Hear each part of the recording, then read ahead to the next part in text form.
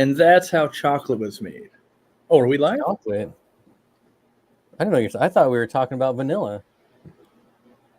The vanilla bean, not the choco bean. And yes, we are live. So, it's been a while. 5 years. Yep. Still have that restraining order. Well, that's I know somebody asked earlier if we were going to be in person, and I was like, nope. Legally, I can't be around them right now. Until yesterday, I thought we were, and then I was like, oh, okay, well, that's easier for me. I just, I've got my own little recliner set up here, so. Yeah, you would not be comfortable here at all. Yeah, too many plants. You'd be getting mauled by dogs, and you wouldn't get the comfy recliner. You get the old broken with the broken armrest and the broken leg. So this is just better all around. All right. But definitely thanks for coming on. I appreciate it. Like I said, it's been 5 years, so I thought, maybe the statutes of limitations is over. We can get you back on here and see what's going on. And so I'll tell everybody now, it's a 5-year wait. Actually, you got to pre-order the date 5 years in advance, and then when you come a knocking, I go, oh no, he actually waited. You do seem that busy sometimes, to be honest. Oh, I am that busy. I just try and make time. Sometimes it's easier to plan something like this, and I had to force it in because right now Randy's in town, there's meetings going on, all that. I'm like, well, I have to do this thing. Or if it was my live stream, can't you just stream another day? I'm like, yeah, technically. And then that happens 32 days in a row. And then people are like, do you even stream anymore? And I'm like, I should. Yeah, one of those. So what's new? Anything new at the co-op? I will say very quickly, one of the hardest parts about being behind the scenes, not in any professional sense, but just seeing and being your friend and seeing all the products and things you're testing and not being able to say what's going, oh, you should check this out. I can't wait for this to come to the market because it's going to be really cool. The auto feeders, man, I was sitting on that thing for months. I feel like it's kind of a bummer, but I'm not complaining. Yeah, we're definitely working on some stuff the light. We had a big hubbub about it the last week. Another company started selling in the US in an inferior version. We had to go back to the manufacturer and be how did this even happen? Is some guy or girl selling out of their the back of a truck? And they looked into it and they're like, well, we've put a stop to how they were buying it so that when our light launches, hopefully if everything goes right, maybe beginning of October or something like that, it'll have all the upgrades and all the changes we've done.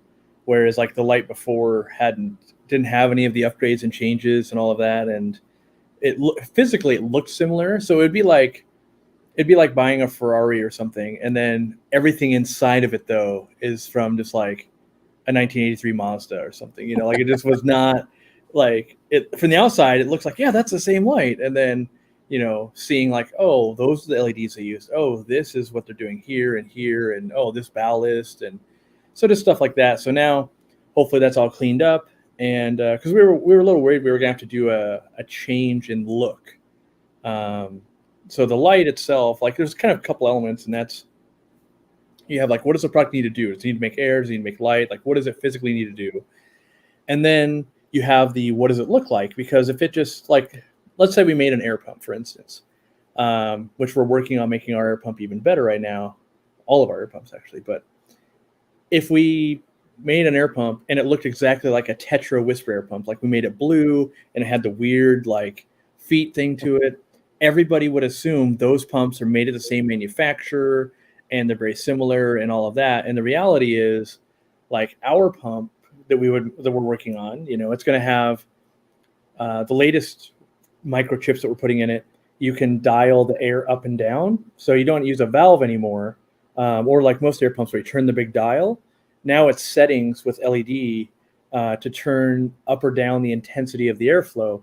But if it just looks like a Tetra Whisper pump that you'd pull off the shelf of a brick and mortar store, so many people that have been in the hobby for the last 40 years will be that's just a Tetra pump and move on. So we were worried about that for our light. Of someone launches an inferior light that looks, the housing's the exact same. Do we need to change the housing so that people won't assume it's that light? And so that's where, as like a car manufacturer, change the outside of a car, even though a lot of cars use the same engine from that manufacturer. Changing the outside makes them different cars and quality levels. But we're confident that if they're not selling it anymore, we won't have to change, because that was a cosmetic change, not a change done for performance. Yeah, so I've seen this back when I worked retail. I worked in a high-end audio video store, and we had TVs that Costco sold for a fraction of the cost, and they looked identical. They had the same model number, except there'd be one extra letter on the Costco one, and that's how you knew it was the cheaper one. So, like, everything else looked identical, and so we get that all the time. People, well, this is way cheaper at Costco. I'm like, you're like, the insides are totally different, like way different. We were also worried that like being a clone, because like when we do customer service and something does go wrong, we usually ask for like a picture or a video of like, show us it not working, and then we'll send you another one. Like we pride ourselves in just making it right as fast as possible without just like, we gave away 7,000 lights yesterday. Like, there's got to be a little bit of like, prove that it doesn't work. And if there was a sister kind of clone light like that, we don't want to get to the point where it's like, read off the serial number and this and that to prove that it wasn't like an Amazon knockoff type light. And it is our light that has the 3-year warranty, that has the better ballast and all of the things that we put into it. Because to the average, it won't pass the grandma test, as I like to use on my channel. Like, if I had my grandma check out both lights, she'd be like, yeah, they're the same. But they're not. And so you won't see that, though, until longevity, customer service, plant growth, all of these things we've been working on. So I hope that everyone likes it, and it's at the right price point. We've chosen the right features for people, because we could have added on a million more things, like, like that Zoom Ed light that plays music, and like you can just keep going down the rabbit hole of like, this light has a built-in auto feeder and it has a water change system, and pretty soon, you've got a $900 light. So we're trying to keep it, it's not a $20 light, but it also isn't going to be like our expensive Fluval lights are currently. We're trying to shoot kind of in the middle, get, where's that bang for the buck? Where's that Toyota Camry, super reliable type of light? So we're working on that.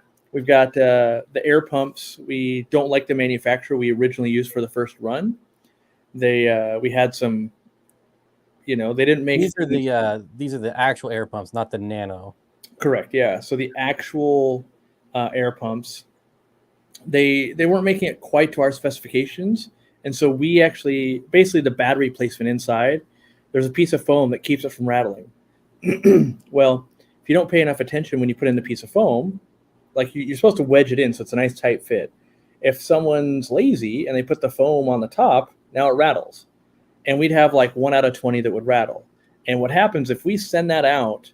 1 out of 20 people are going to be like, hey, this thing's broken, I want money back. So we had to pay our employees to check the foam on every single one of them. And if it was not placed correctly, place it correctly, which meant turning the battery. So we had to do that 5,000 times. And on average, to take out 4 screws, even with, a tiny little electric screwdriver and stuff, and do it right, it was like 90 seconds if you'd done 500 of them already, or like 2 to 3 minutes if you were just starting. And it basically cost us a few $1,000s to get through all of them and quality check them and all of that. And so we went back to the manufacturer and like, we shouldn't have had to do this. And we're hoping that you're going to help us recover those thousands of dollars we lost on the next order. And they just said, nope, not at all. And they weren't willing to they didn't acknowledge that it was a mistake, which meant they weren't going to fix it going forward. So the next order would have that problem. So we discontinued using them altogether, and we went with another manufacturer who we currently manufacture some of our electronics with, and we are very happy with. But that's going to cause us to be sold out for probably a month or two, just because we're switching. But while switching manufacturers, that's what gave us the ability to add the adjustable, basically the circuit board that allows us to adjust the airflow. And then also, we only had a single outlet. We'll be releasing a double outlet, so we'll actually get a whole nother model. And on top of all that, which we're trying to make a product better that isn't ours yet, those USB Nano Air Pumps. We had never been able to modify them, but now that we're working with these air pumps with this person or this company, we're having them draw mock-ups and see if we can make those USB like super silent air pumps kind of more reliable and like get 98% of the benefits with some more reliability and without driving the cost up too much. Because that's the thing is there's kind of always that pyramid of like cost, quality, and like speed. And you move, let's move the quality off the chart. Like, well, the cost is going to move, right? And so we're trying to go, well, what features cost a lot of money versus what do people actually use? And, so we're still in the infancy stages of that. That could be 6-12 months of work of like, because we're redesigning kind of we want that silence, but we don't want, kind of the failure rate, I would say. Like if you use them really hard for a year straight, we'll have like, well, I know the 2.5% will fail. And because we sell thousands and thousands and thousands and thousands of these things, it seems like a lot because we've done a lot of studies because Candy gets freaked out, I get freaked out. And we look at the numbers and we're like, okay, 2.5%, like that's way below the threshold that we, have. But it's enough to go, we do sell so many of these. Let's see if we can just make this thing even better and get that down to less than 1 out of 100 would have a problem. And that number also includes the people that put them underwater. We had a new one that made us all giggle the other day. And hopefully that person's not watching because it's just a new person mistake. It'd be like if I had kids or something, you would just laugh like, oh my gosh. They put the Zis air stone in water and sent us a picture and then said it doesn't make air because they didn't hook it up to an air pump or anything, which if you were new, it makes sense. Like this is an air stone. It makes air. Yeah. I mean, yeah. But if you're ever reading on the co-op website, that's why we have to put that kind of stuff in where like on the USB air pump, it says, don't put it in water. Cause that's how we got there. Like someone bought them and put them in water. Like they're not making bubbles. Like, oh, they're not submersible.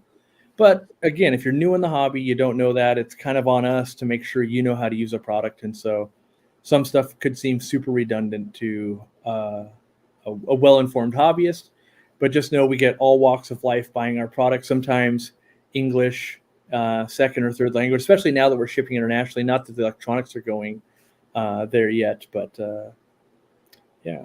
Oh, another thing we're doing for our light, we're getting every certification money can buy pretty much. We're getting it FCC certified. That's kind of crazy. Yeah, just because it was the manufacturer was like, we can do this process, and it wasn't for the amount of like the hundreds of thousands of dollars we're going to spend. Getting that certification isn't that big of a burden. We're like, yes, let's load this thing up with certifying it to be awesome. So, am I going to be able to drop that light in water? Because that's what I do.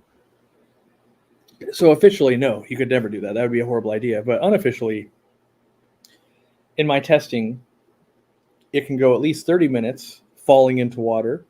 It will take on water, but when you take it back out of water, that water will come back out, and it will continue to work, from my tests, the same as it always has. Now, that being said, I didn't test it under salt water. I didn't test it like in a pond where if it had a bunch of mold and that got in the lens, that could cause some problems. But it definitely passed the drop-in test. Your cat knocked it in, you ran across the room, you took it out, like that's going to be fine. If it's got knocked in, stayed in there for a week, I can't guarantee that, but it is highly water resistant. That's one of my gripes about the Stingray. I'm always messing around, and occasionally I'll hit a light, bump it, and it'll get knocked in. And it seems like the Stingray is, for me, almost immediately like crapped out. Mm-hmm. Yeah, we have that happen at least like once a month in the store, and that's why we end up putting a lot of value in the fluval lights and stuff. Because if you're in a fish room or if you're working with aquariums all the time, you have lights. It just takes one end to dip in, and that light's gone, and that hurts when they're $75 or $100 a piece. And then so I do think the light I wanted to create was one that would last people. So if you're in it where it's like, I need 100 of these things and they just need to be cheap, that's not what our light's going to be. If you want to buy a light and it's still rocking and rolling many years later, that's our light. But all of that, that requires upgrading ballasts and chips and LEDs and all of that. And so it's all part of the price point. And I've tested a lot of lights. We've been at this for a few years now. Yeah, I have some of your previous. Yeah, so much so, I think on this, I've got a container landing this week that I have to unload. I think we're getting a whole pallet of those ones, and we abandoned that because this new light is better. So, like the amount of energy testing lights and then building lights and then even putting them in production and then saying, no, we can do a better one. I believe we'll have the best light. Now, it doesn't mean that someone tomorrow can't develop a better one, because that happens all the time. But there'll be no shortage of effort on my part to not have the best light. Now, might not be the best light for everybody, won't be the best for saltwater, won't be the best for people on a super budget. But if if you're like, for my birthday, I want this light because it's good and it's going to work forever, that's what this does. That's kind of the way it should be, I feel. Like, Yeah. I think a lot of people overlook lighting. They'll spend money on everything else, but when it comes to light, it's like, I'm going to buy these cheap eBay lights. And there's a big difference. I'm going to do a video at some point, and I'm sure it'll get labeled of like, you only did the video this way so your light would look good. That's kind of always one of the problems of, like, if you make a really good light or a product, you're like, if I did my job right, it should win anyway. Like, but people will say, like, you just made the video like that so it would win. And it's like, I just have all the research. I own all these lights from going, what do I like? What do I don't like about each light? Whether it's the spread, how wide it spreads, whether it's the colors they're using, whether, like our light has a CRI, a color rendering index of over 95. So that means the light's going to be very true color. So your aquarium will look good. It also grows plants really well. But when you start using high quality LEDs, prices go up. And so we started out with, we were never intending to build a $30 light, because that limits, you're just going, how cheap can you make things? Not, could we make this better? You don't get to ask that question anymore, because that always bumps up price. So we set out with, could we make the best light while still being affordable? Because the best light is $3,000, and I'm sure it's amazing, but it has to be affordable to the average hobbyist too. So that was the constraints I put on it. So just a quick side note here. The goal of this live stream was just for Cory and I to have a conversation for like the first half of the stream, and then get to questions. So I see everyone's questions, and we'll try to get to them in the second part of the stream. And then also I wanted to just acknowledge that I got Eagle-hearted. I don't, $100 super chat from Alexander. Nice. I appreciate it. I want to make sure I'm not ignoring you. We'll cover all the super chats and comments later as well. So thank you very much. Have you gotten gifted memberships yet? Yeah. Rolled out for you? Nice. Yeah, I've had that. Just passed 200 members last week, I believe. Sweet. It's pretty exciting. Yeah. And got the 3 and 4 year badge. I haven't implemented that. That's part of why I haven't gone live yet, is we're trying to figure out what makes sense for the 3 and 4 year badge. Like, we already have Murphy at 2. So at 3 and 4, like, we thought maybe Sassy, but like, how many people care about my dog versus fish? And so we're trying to figure out what to do, and still rolling around ideas. So what I did, I just, on a members only stream, I was like, what should we do? And a couple people mentioned a giraffe. So I just did a giraffe. So I let the members decide. And Alexander gifting 50 memberships. Wow. Well, that's why I asked, because I know Alex fairly well, because he does that often on my stream. That's why I asked, because I was like, oh, he super chatted. Normally he gives away memberships, which I think is a better use of everybody's time and money and effort, because gets you some extra content. You still get the money as a creator. Like, it's a win-win for everybody. So I really like that. Yeah, thank you so much, Alex. I appreciate it. Oh, he just bought 25% new membership for you. I know, that's crazy. He's got some serious pull over at Steenfott Aquatics. So anyways, one thing I would like to see is more products that are powered by USB. Mm-hmm. Which is one of the reasons like the auto feeder, like this one versus the last auto feeder you get. The fact that I can just do USB It's hard finding stuff that works with solar, and Oh, yeah. USB is the easiest way to do that. So for like my tubs, I have everything going through like a USB solar panel. And so like I have auto filters out on my tubs now, the USB Nano Air Pumps. And speaking of which, I've had a couple of those outside for almost a year and a half now, and they're still, I mean, through winter, everything's still just going strong. A lot of them last a really long time. It's usually, I find, if they get way too hot, or if there's like an insane amount of back pressure. Like we've had people like, it's not running my pond, and it's like, your pond's 12 feet deep.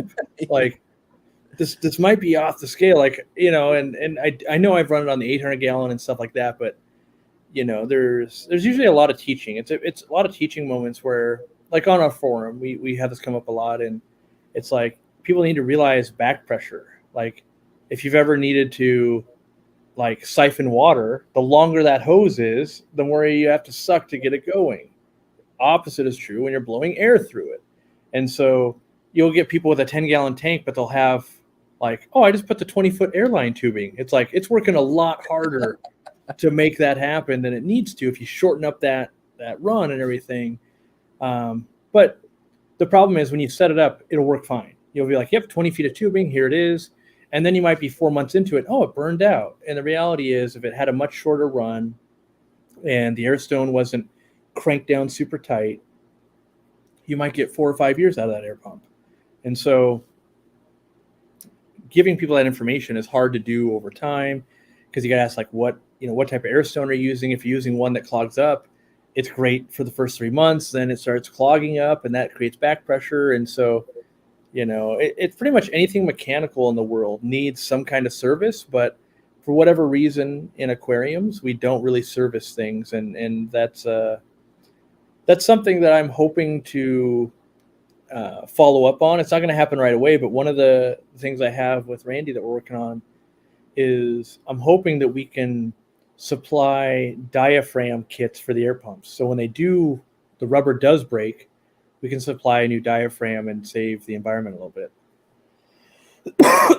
But as far as USB air pump or USB products go, I'm on the same kick, not for your reason, for solar, but because the more USB products we have, once we can get things certified well enough, they can ship international, because pretty much everybody has USB.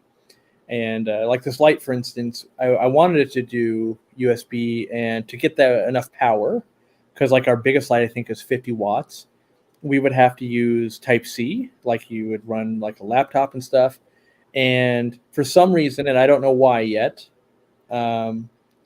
like the chargers you'd get for like a MacBook Pro or a high-end phone, all of that, they're crazy expensive to add on. So even though you can get a ballast to do 50 watts, to get like a charger in a small package is crazy expensive. So it might have added like $50 per light.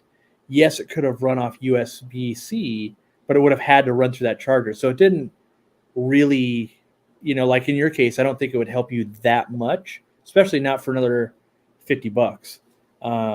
But yes, lower powered products, I'm definitely on board for. And, maybe long term, we'll see like, a power head that runs off of it, right? Ours plug in right now, but it's power head would be a big one. The other thing too is it starts getting other companies involved. And what I mean by that is these companies are used to making, let's say, a power head with a plug on it. They're not necessarily used to making, they can attach a USB cord, but they don't really manufacture the adapters.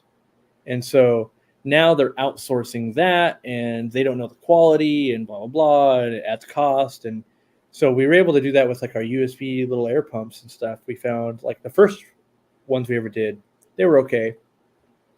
But then we upgraded them, and now they're really good. But you have to try other companies. So, yeah. I don't know why I'm dying today. Yeah, you are dying today. That's why I don't live stream often enough, because I spend all day talking in meetings and everything. By the time I get to like recreational time, I'm hoarse. So what about travel plans this year?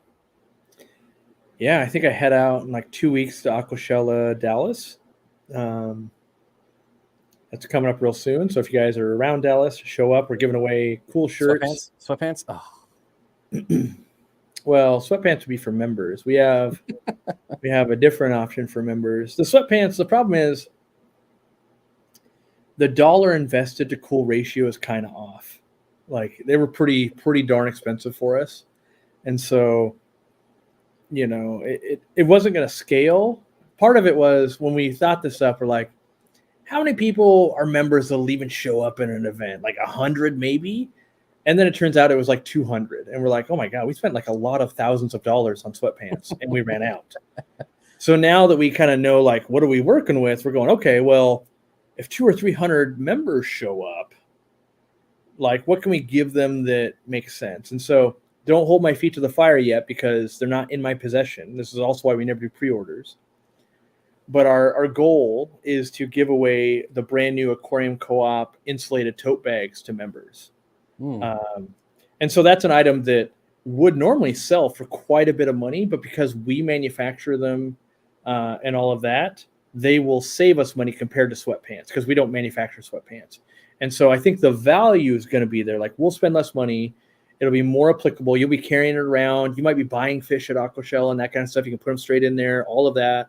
Like it'll be a useful thing for you. And then, if you need to fly back home, you've got another bag to carry stuff with. So I think it's a better fit. That being said, cargo containers get delayed all the time. We got 2 weeks, so hopefully it's going to work, but we got to basically get them off container and then schedule pallets of them to ship to the show. And so that's what we're hoping to do. And then the next shows I do, which is like a lot in a short span, is kind of the European trip and Aqua Shell of Chicago, which that happens basically in September, October. So I leave here. I got to buy the ticket still, but I leave here like a few days before the end of September. There'll be a store event at the Aqua Lounge. So we put out that video like 2 weeks ago. So we're going to do a store event there. So if you're in Europe or Germany and you want to meet up there and hang out for, some hours, I'll be there. Then that following weekend, it's Vivarium, which is a big show for reptiles, fish, plants, all that kind of stuff in Holland. I've never been, and so I got invited, and I'm like, okay. So they're going to do like a creator booth, so there'll be other, people probably don't know, but there's like, oh, that's a big creator in Germany, big one in Holland around fish and stuff like that. We just don't speak those languages. So I'll be there for a couple of days in that booth, and we'll be giving away. We're going to do a special shirt. Chris Lukup, the Shrimp King, and myself. And then the next day, so that's a Saturday and Sunday event.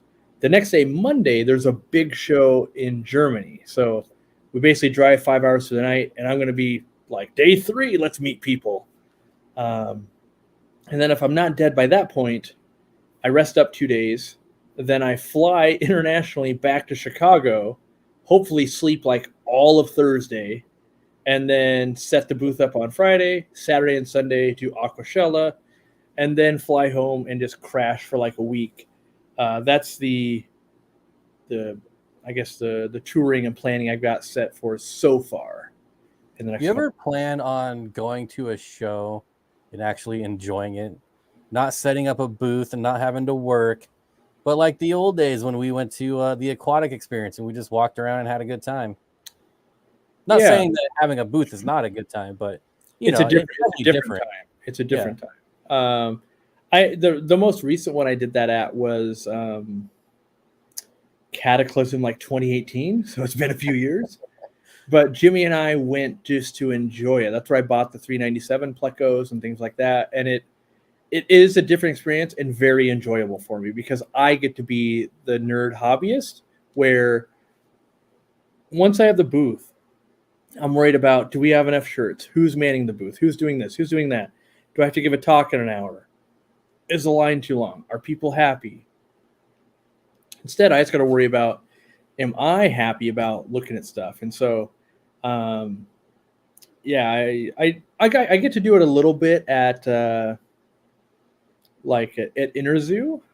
The problem was now that we're this big on YouTube, I'm recognizable. And so while I'm trying to look at products and go, ooh, let me look at this, not instantly, but usually there's someone at the booth that goes, hey, that's Cory at Aquarium Co-op. And now all of a sudden, like the whole booth saw me like, hey, you should carry this. You should bring it to the United States. You should sell this, blah, blah, blah. Like, and like one example, they wanted me to sell a, like a phosphate absorber and stuff like that. I'm literally like, I sell plants. That's what plants do, buddy. I want to, like their booth was, they want to sell all these highly profitable chemicals. I was trying to look at their caves and their backgrounds. But the whole booth was all over me about ammonia absorber and phosphate absorber. And, their scientists have unlocked the, the world or the wondrous world of ammonia. And I'm like, yeah, plants, don't care. And I didn't even get to look at the caves. I ended up walking away because I'm like, you're not even letting me ask you about the products I'm interested in. So China is nice because usually I'm, YouTube's not allowed in China, so I'm not recognized as much. Still recognized, but not as much. So yeah, part of it is there is some skill to it nowadays. If I want to go enjoy a show, obviously don't wear any Aquarium Co-op stuff and wear a mask. And that's how I get through the airports now, as I wear a mask. And, like I'll be traveling with people. Who was it? I was with I think Zenzo or someone. And they're like, you're wearing a mask? I'm like, it's because I want the anonymity. And he wasn't. And he hadn't had this happen before. So it was like this perfect storm of a story. I'm like, because he's like, oh, Mr. Big Shot. And I'm like, no, I just, it's a little awkward sometimes. And so I wore the mask. He didn't.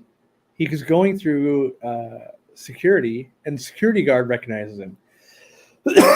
So then he gets pulled aside, and he's chatting and all of that. And I go, see, you just got a dose.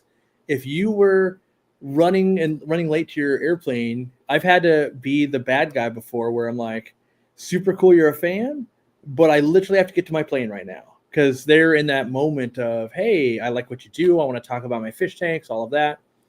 And, I don't want to say it's bad because it's not. And I think there was a quote I heard from someone else, much more famous than I'll ever be.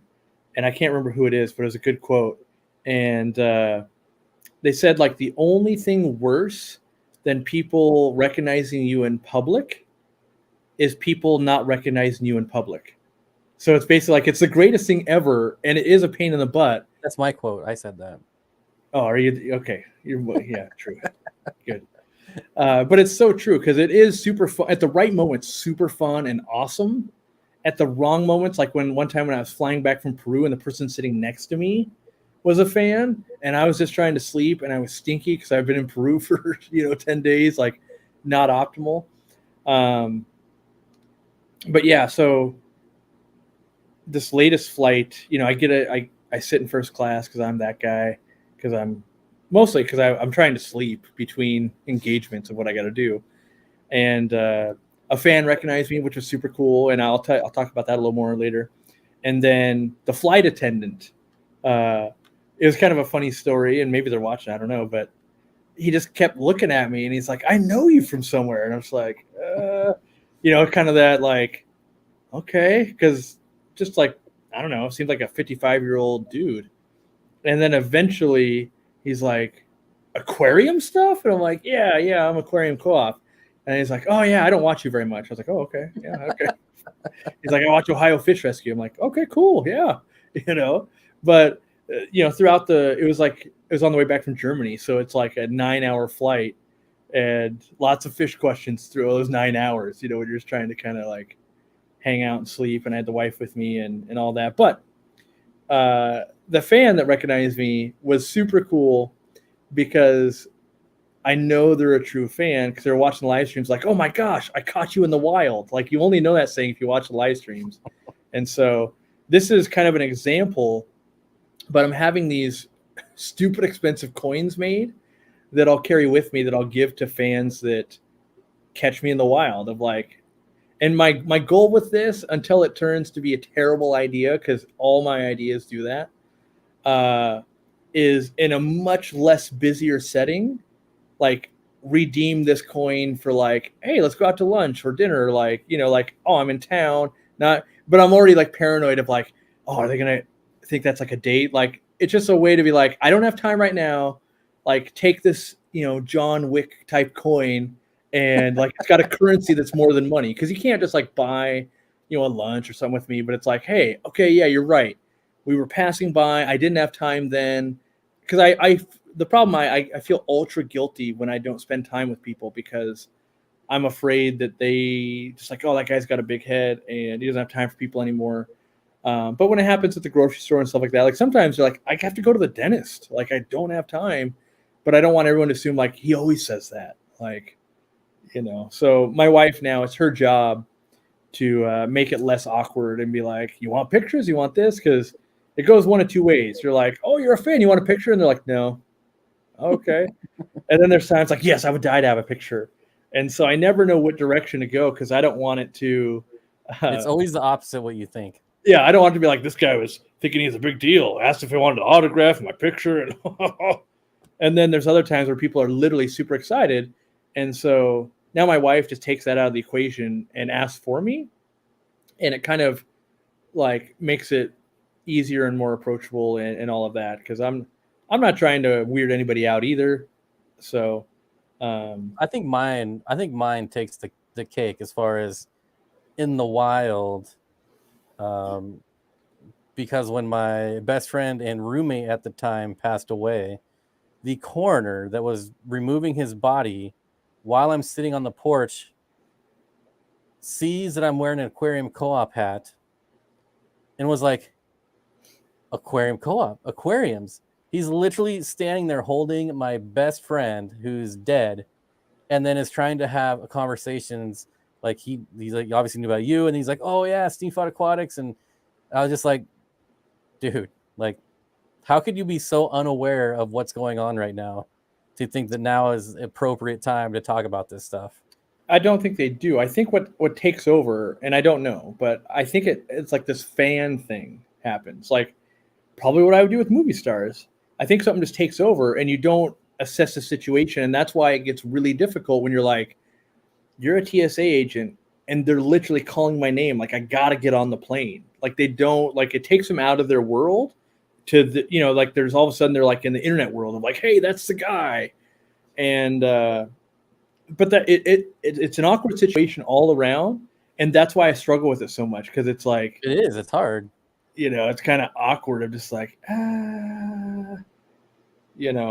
So yeah, in that instance, like that's crazy. You definitely take the cake on that one of like, oof, recognize during that. That's rough. So I think we had a little hiccup here. Uh-oh. But I think I'm back. You're back as far as I can see. So all right. Yeah, it's one of the few times that I've actually been semi-recognized in the wild. Happened to be right there. I've had people like stare at me, like when I go to Petco. Sometimes people are like, "Is that him? I don't. Is it? They just ask if you're a Sasquatch." Everyone says I look like Tom Segura, so people, I'm like, nah, I'm Tom. I'm not Steenfott. There you go. Yeah, and the biggest thing is like, I just don't want to disappoint people. Like, I don't. My biggest fear is like I just go bad Santa on someone. Like, I'm on my lunch break. Like, no, because I have been eating. Like, we were eating breakfast one time, and we got approached. And what didn't he like literally sit down at our table, and we're like, all right. Like, yeah, no, that happens. Happening. Partially because I'm like, I won't say no, and so there's some of that. But then there's, it's that's why we developed rules. Like I don't stay in the hotels at shows anymore because I can't go down to eat breakfast. And so, and it's not like a Madonna and like, oh my God, there's a crowd outside and all that. But it only takes like 2 or 3 people to want to chat with you to where you're either being rude and just eating, or you're answering their questions thoughtfully. And you're like, hey, you got to be at the show in 4 minutes. We got to hop in the Uber. And you're like, but I didn't eat. Okay. So, it's one of those. It's easier to avoid the situation than it is to, it's kind of one of those like, hey, I set aside 10-hour days, 2 in a row to come, talk to me. Just trying to, like, they got biscuits and gravy down here. I got to fill up. Yeah. Speaking of shows, are we ever going to see Cory Con? We're ever going to see an Aquarium Co-op show? I, I maybe the reason I say maybe is because there's a lot of things where I'm like, well, we're never gonna do that, and then like years go by, and I'm like, well, my team is awesome, and so they're kind of making this happen now.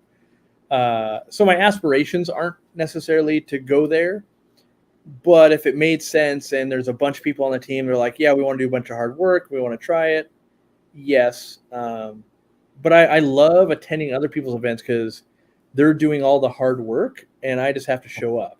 And I have to work, but there's so much that goes on behind the scenes for these events of just coordinating, not necessarily vendors to sell and stuff, but like who's making sure the bathrooms are going to be serviced enough, who's got the insurance, who's got this and that, and there's a lot of stuff that goes on that I know I wouldn't. I don't know, I wouldn't be good at. So there'd have to be someone on the team that is like, yeah, I got this, I know it, and then. Yeah, and even still, like, is it only United States wide? Taking a show worldwide would be difficult. I keep trying to convince Oliver Knott and Chris Lukup to do it. Like, let's do a traveling rodeo. circus. Yeah, exactly. And like, let's plan the events. And I've got this big master plan I've built out because I apparently just only work too much. But one of the reasons we're selling to a lot of the stores and stuff now is so that we'll build a network so we could do, the Aquarium Roadshow where it's like, hey, we're going to be in this state. We have a vendor that sells our products. Let's do a meetup there that day. We'll drive 2 days. We'll do a meetup in the next state. And all of these things kind of start making sense. The other, ways they start making sense is like when we go to Dallas, right? We never sell any product when we're at a show, but people want to buy our products. Well, we have like 2 stores in Texas. I think they're carrying our products. It would be perfect for them to go to an event, be close to our booth. They would sell a ton of Aquarium Co-op stuff. And we don't do it because it changes our tax situation in these states. And so if we sold $2,000 worth of stuff, let's say on the weekend, we might owe $30,000 in taxes from the amount of stuff we sold to that state online over the year. So we come out of that event negative $28,000. So it's not a good thing for us. But yeah, kind of trying to make all of these steps of like, local clubs, local stores, all of this to just build a bigger network to make things kind of happen. And it's also security for the company. If shipping keeps going up and up and up, and we're shipping pallets worth of product to stores and they can sell to the consumers, you guys, then in theory, it should be cheaper, right? That's the goal, is same quality, but cheaper. And also, I want to prop up other mom and pop stores. It's, not easy for everybody. And I also think it's better for the environment too. Like if I ship a whole pallet of lights, that has to, on some level, be more efficient than a pallet of lights one at a time to different houses.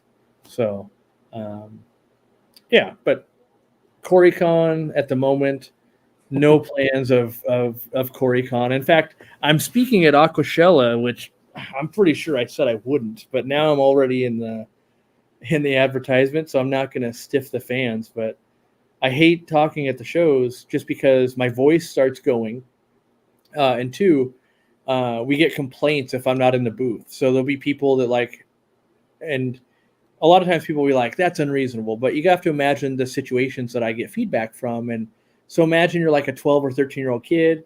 You've begged your parents to go to Aquashella. You show up at 4 p.m.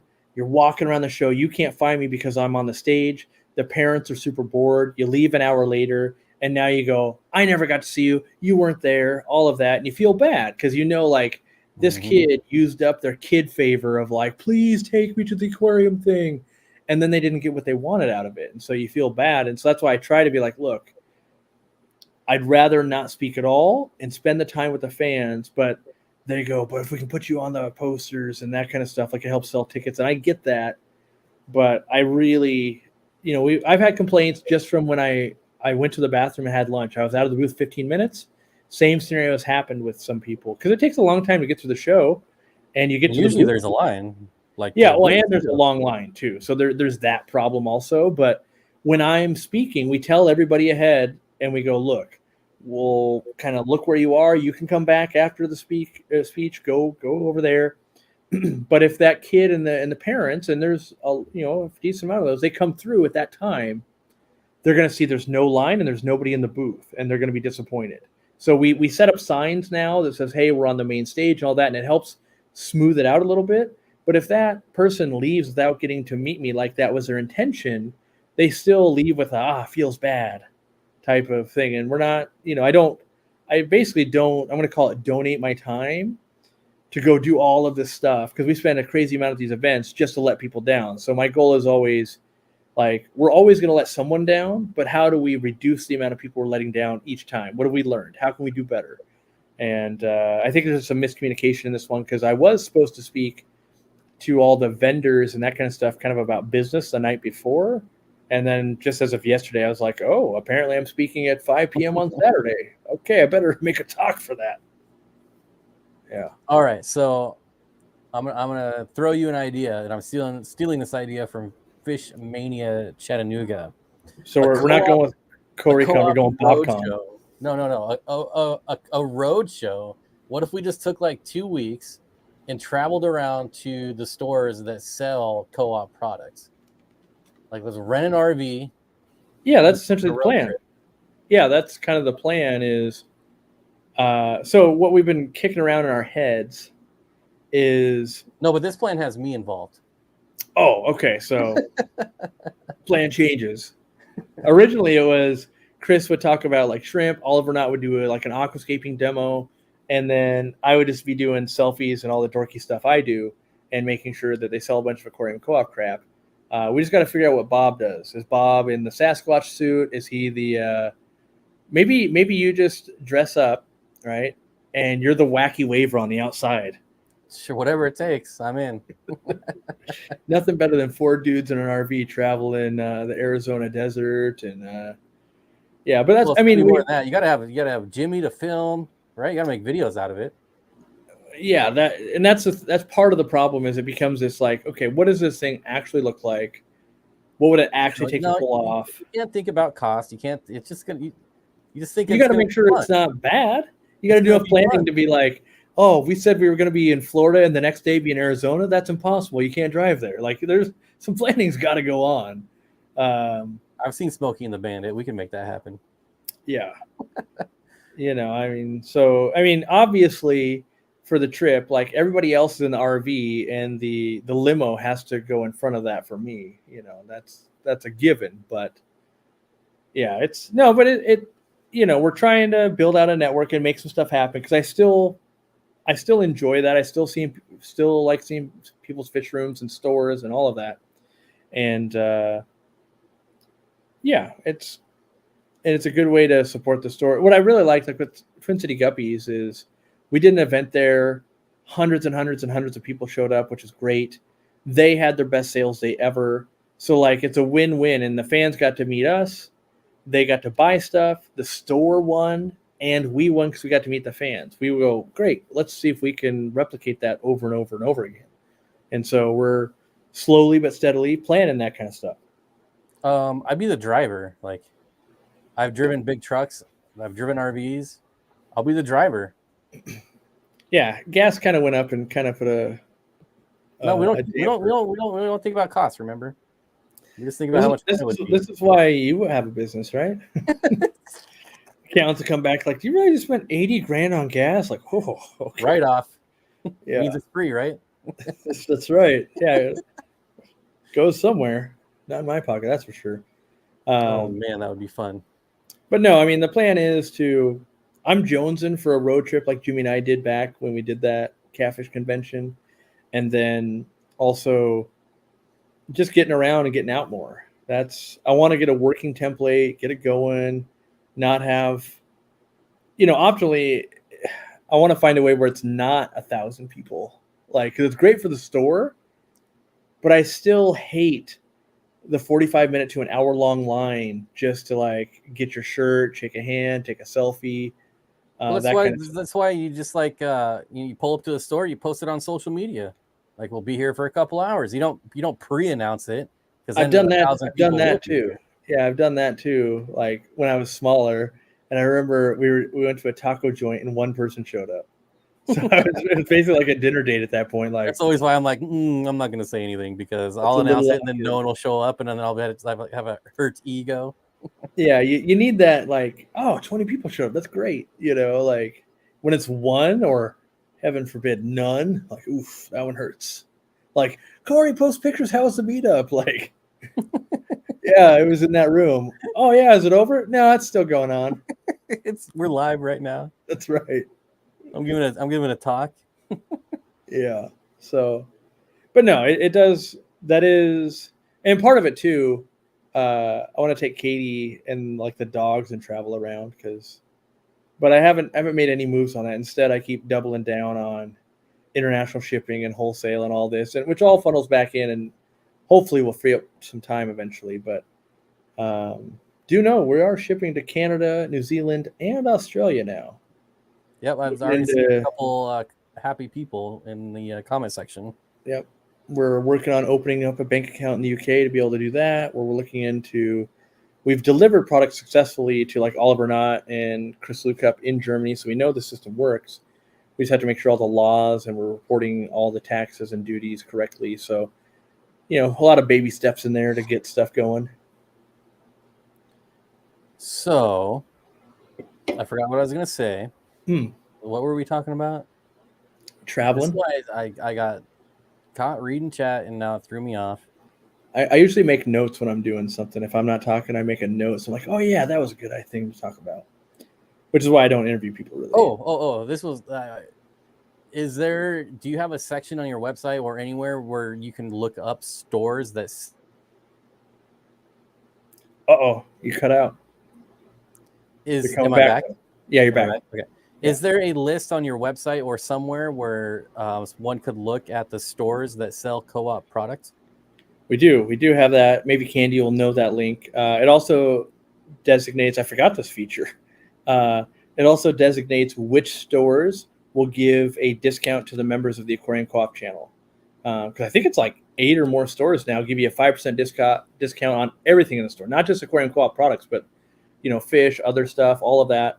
And but yes, that's one of my tasks of like as I make myself bigger, the company, I have to do more. And so one of the things I've been working on is a better map that could show that. It's easy to go like, here's a map of all the stores that sell our stuff.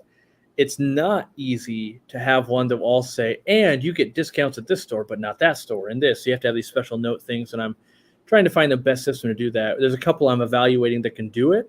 It's which one's going to be the best, and then we'll implement that and try to make it more seamless, because we're only up to like 25 or so stores right now, which is pretty decent, because we've had like 75 applications, I think, at this point, but we've turned down about 50, and because we still have quality standards, and some of them, like, we kind of classify them of like how long they've been open, what the reviews look like, are they even really, like, one's like a dog store. It's like you're 99% dogs, not so much Aquarium Co-op stuff. And so we kind of categorize them and go, hey, we'd love to visit that one in person before we would, maybe agree to sell to them, because we don't make more money by selling to the stores. It helps them. We make some, but obviously if you buy the product directly from us, we make more money. And so we're being selective in, we want to partner with people that will add value. It doesn't do us any good to sell to a dog store and you go, hey, my product isn't working right. And they go, I don't know, I'm the dog person, right? So then they should just buy from us, and Candy could answer the question. So they have to actually add value in that, if they were selling our lights and your light broke, you could walk in and swap it out that day, and we'll take care of it on the back end. We want to add that ease of use. And my hope, and I'm not holding vendors to this, but I hope this would be where the relationships would get to. My hope would be that even if you bought an Aquarium Co-op light from aquariumcoop.com, you could walk it into any dealer store or retail partner program, as we call it, and swap it out for another one. And we'd find a way to make it right for the store and everybody involved. Because we realize, like, you didn't even buy that from me. You bought it from the online store. Why am I doing this? But the goal is a better customer experience always wins. And so if we can make it better for everybody, the hope would be your light had a problem or your air pump or whatever had a problem. You bring it into that store, they swap it out, no questions asked, and you buy some rainbow fish on the way out. It's a win-win for everybody, and you didn't have to wait 2 days to get it in the mail or anything like that. But that's, it's always everything I touch. It's like, oh, what's the next evolution of that? What's the next evolution of that? And so, we might find that, oh, it turns out 80% of stores would. Maybe we'll add that to our program. Are you willing to let someone exchange for a broken item for a good one at your store? Because that would be providing us a service, and we'll find a way. The hope would be, oh, we're doing events at your store once every couple of years. We're inviting you to come to shows and sell stuff and try and, hopefully we make them a lot of money. And so they're willing to make the customer experience better, even for the people that are buying from us online. That would be the hope. Well, I certainly appreciate the rainbow fish shout out there. Thank you. I was putting that one together. Yeah. Could have went with angelfish, pivoted, went rainbows. Yeah. So how do you measure? Because obviously the co-op, like your customer service is insane. And I've talked to Candy. I'm like, why? What? Like, this blows my mind. Some of the things you guys do.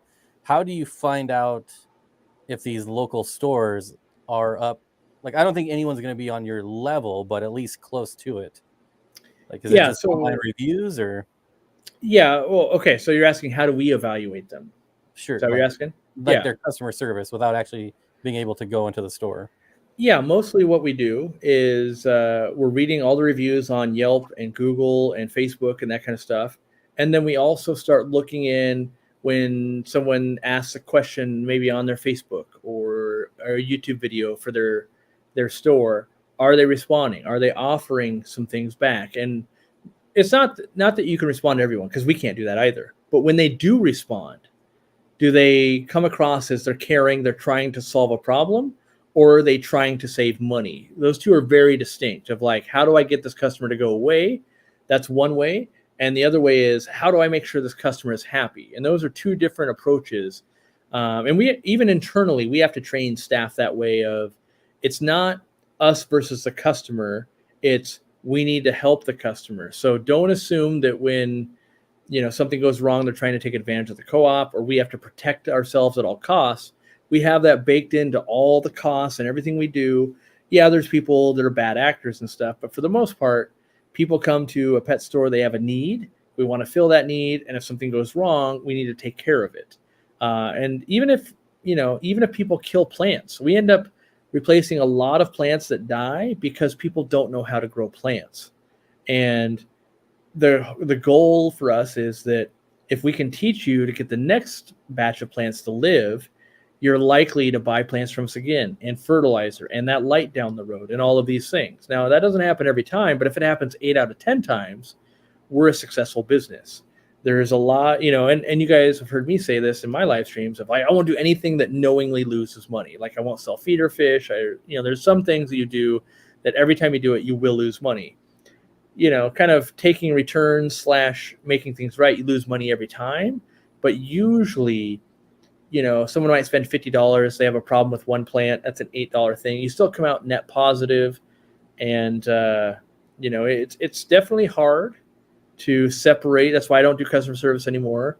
Separate yourself from, I think this person's taking advantage. Instead, look at it from, well, they just didn't know that, it was going to take more than just an air stone to make air happen in their aquarium.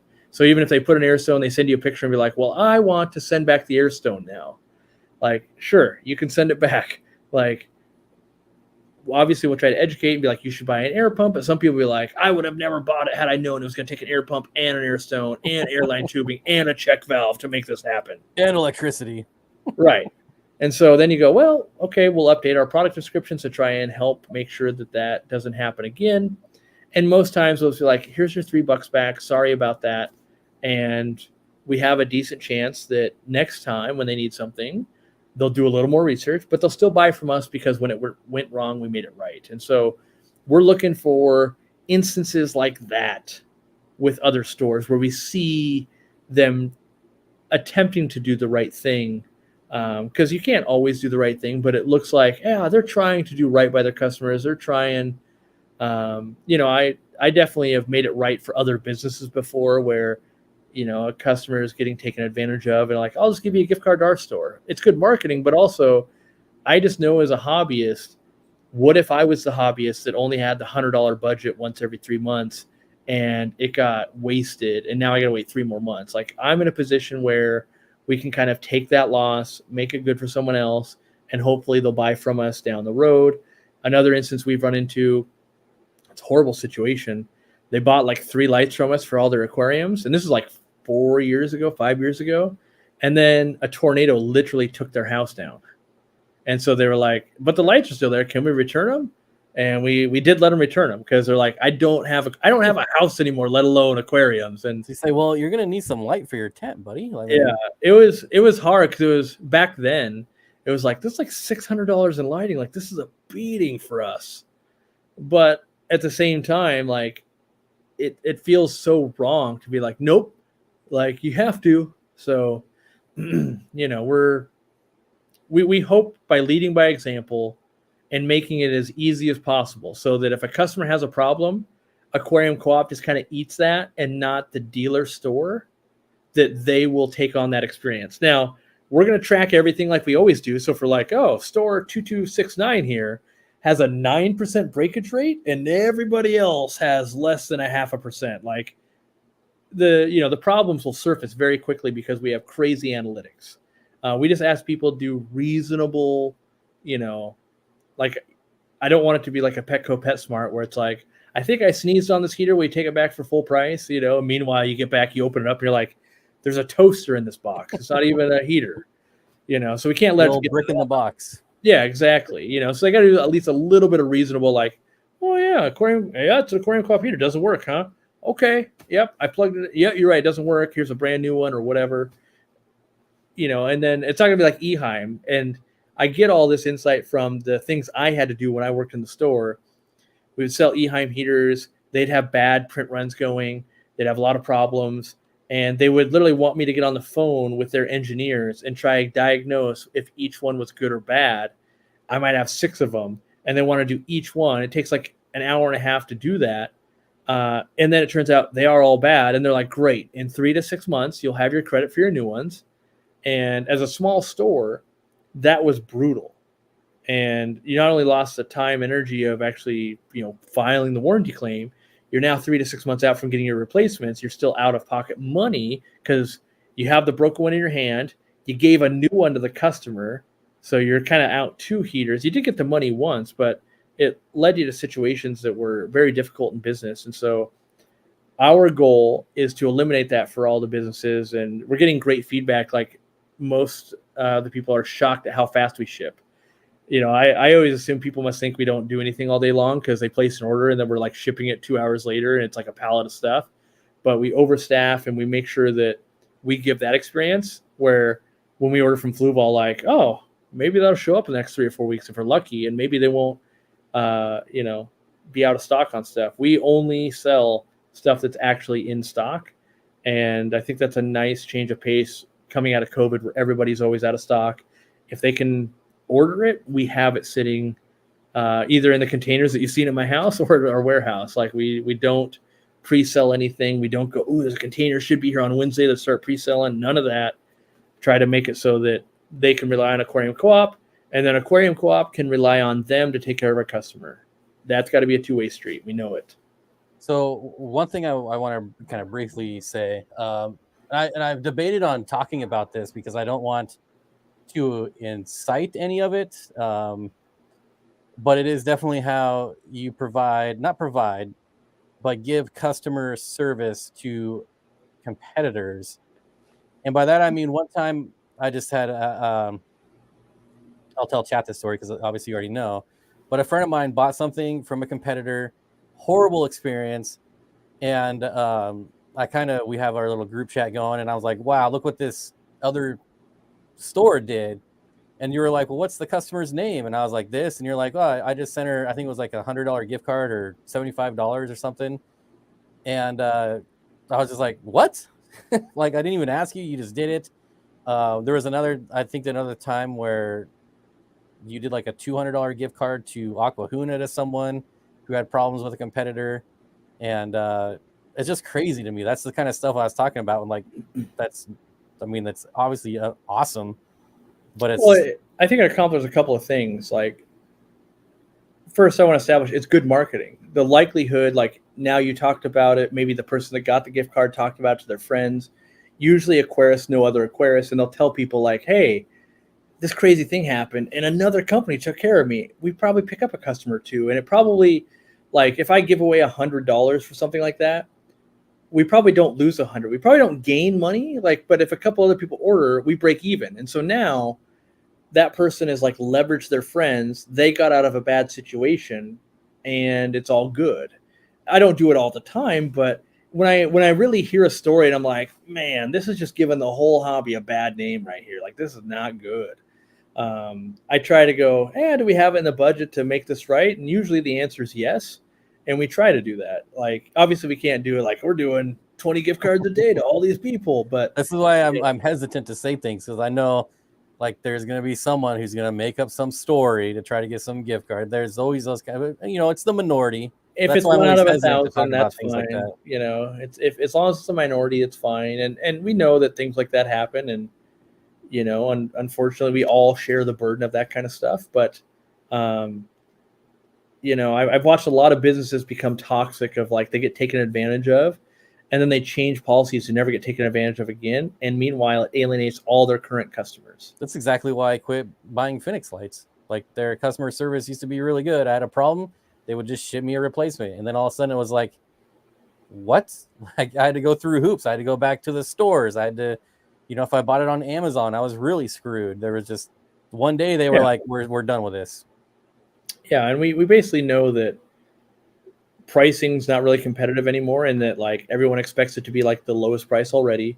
And so what's the way in which you can actually build a brand? And I think the brands that I'm loyal to, like Apple, Costco, I'm sure there's others I can't think of off the top of my head, but usually it's I know that they'll just make it right.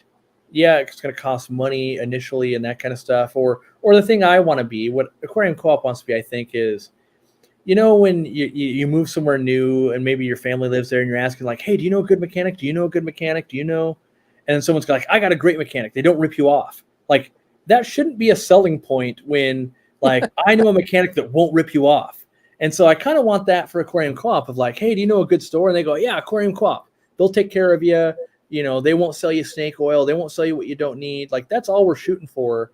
And by just doing right by the customer, it continually reinforces that.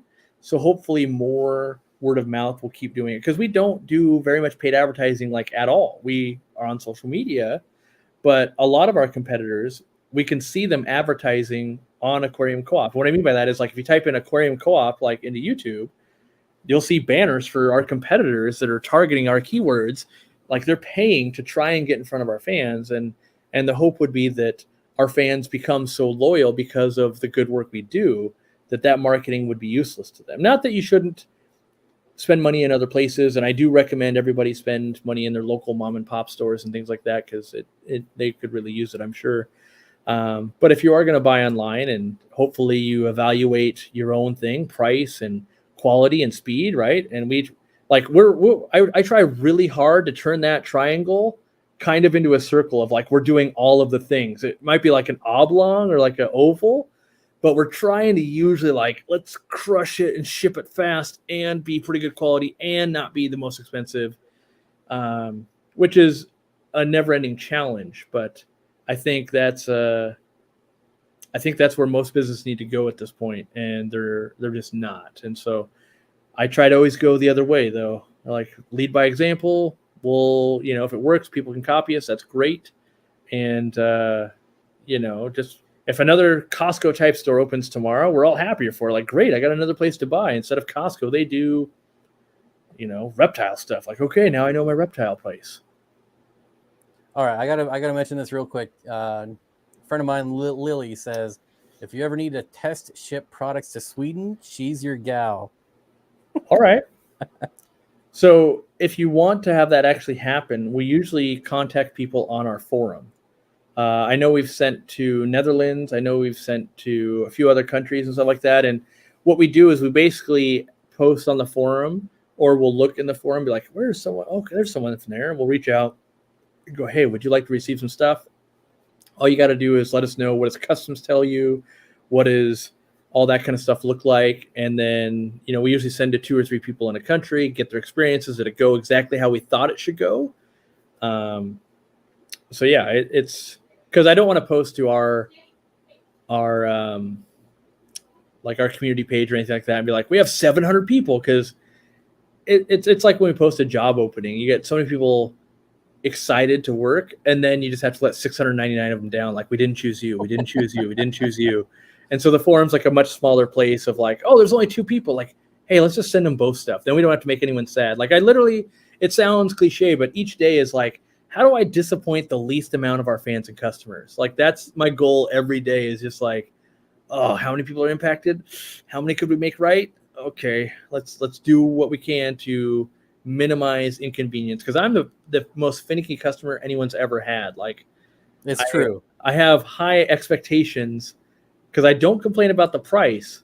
But if you have a high price and a bad customer service or a bad delivery or something like that, it really drives me nuts when, it's like, make the price reflect that. If you're going to, like, I bought some underwear from Old Navy, and it's like, if you're going to take 8 days before it leaves your warehouse, like, you should probably let people know. That's like my biggest pet peeve lately is. That's pretty frustrating to me too. Everyone is, so like in our business, we pick and pack and ship our own stuff. We have a warehouse, we have people, you've seen like Danny on Bob's show, and she works for us, and like, we handle everything in ourselves. So it's quick and fast and easy. Most companies are using what's called a 3PL. And so you place the order on their website, and then depending on where you live, they'll have their products sitting in other warehouses. So they might have 6 warehouses. They own none of them. But this warehouse might be Old Navy, Gap, Nike, Banana Republic, Apple products, and some other stuff. And the people in there just pack any of that and ship it out. And the goal would be, it's cheap shipping because they only got to ship it 1 state over.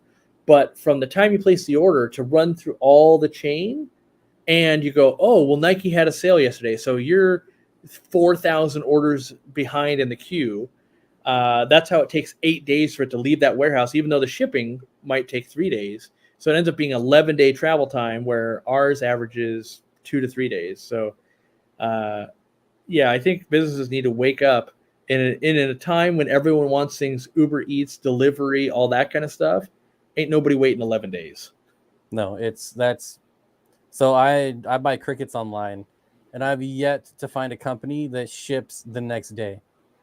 Yeah. And I realize they're live animals, so I watch the weather myself. I know I don't order on Friday, and it's like, I order my crickets on Monday. I expect them to at least be here this week. But like last week, I ordered it on Monday, and they just shipped them today. It took 7 days for them to pack my order and ship it out. Like, it's so frustrating, because now they're not going to get here before I leave to go to Wyoming. And so it's like, it's really frustrating. And had they conveyed that properly, and that's the biggest thing, is I think it's actually misleading people. Had they conveyed that properly, you would have never ordered from them. And so they're incentivized to not convey that properly, because they will get your sale. And so I just think that's very dishonest.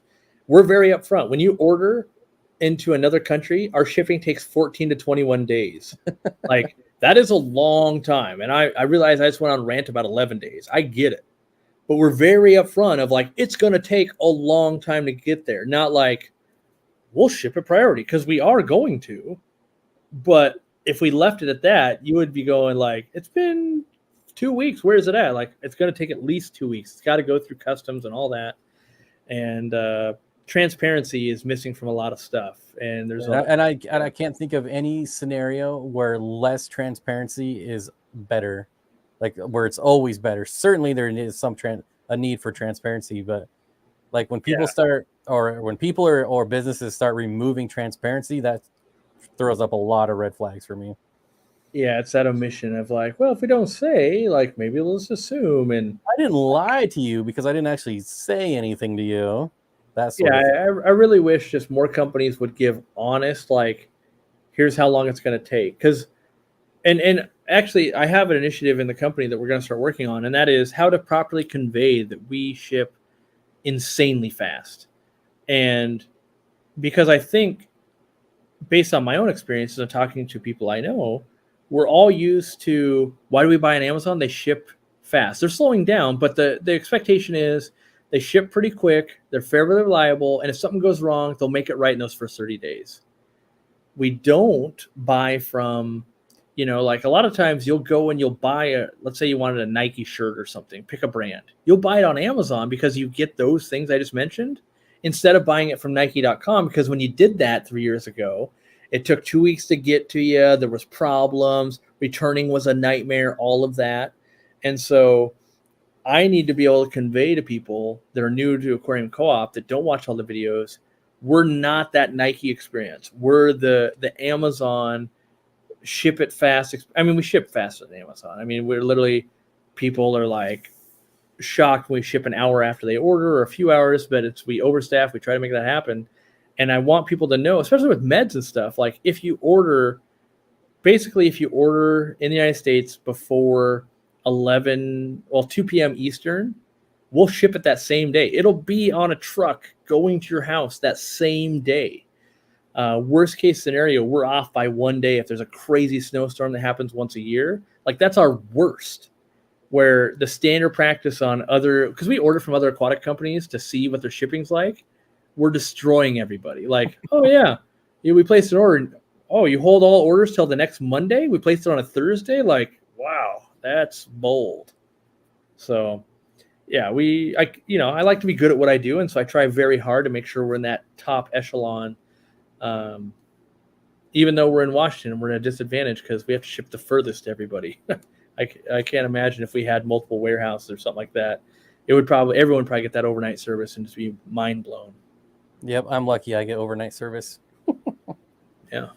All right, so I'm going to open this up now. We're in the second half of the stream, so I'm going to acknowledge some of these super chats. Fish Tank Barn, Mike, if you're still here, thank you, buddy. He says maybe a golden Murphy for the 4-year memberships for the co-op. Maybe a golden. Yeah, we've got mock-ups in it. We'd have to see what looks cool at this big. That's what's tough. Yeah, you get a cool idea and you're like, a golden Murphy? Is that Dogecoin? Like, you don't even know what it is, like, oh. He's shilling Dogecoin to all the subscribers. It's Aquarium Co-op coin. You just wait. These turns out the crypto. Oh, NFTs. Oh, don't even get started. Anyways, Alice B says, does Cory think he will send electronics internationally one day? Would USB electronics work better for that? Can't wait for my order to get to Australia. I think someday we will. I think it's mostly going to be, and not every country, because every country has different electronics laws. So there probably will be some like, wow, it's easy to do. And there's going to be some that are like, that's dang near impossible. The first steps have been, let's just get shipping working and then start tackling these. Like, we spent 4 months, but we can finally ship lights to Greece. There's 6 people ordering from Greece, or whatever. So part of it is deal with shipping electronics. I don't understand. Because of safety standards, right? So a lot of the rest of the world uses 220 and not 110. So you've got a plug issue, but then 2, like Canada has different laws to what things have to be certified to compared to USA.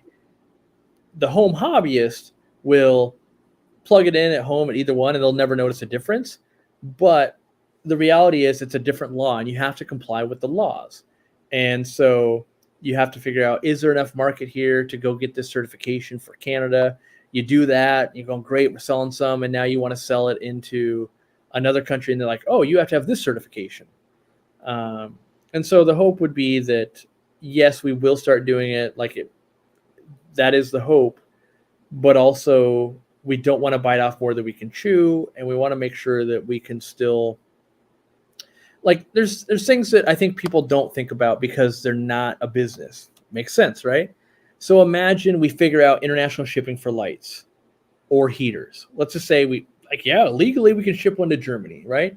We do it, and then 16 months later, that light goes out, and we got to ship you another one. What happens with your light being dead and it taking up to 21 days to get the new light? Do your plants die? If it was a heater, What are you doing in that time zone? So we end up having these customer service challenges of, do we want to sell that product? Because if it goes bad, can we still make them happy?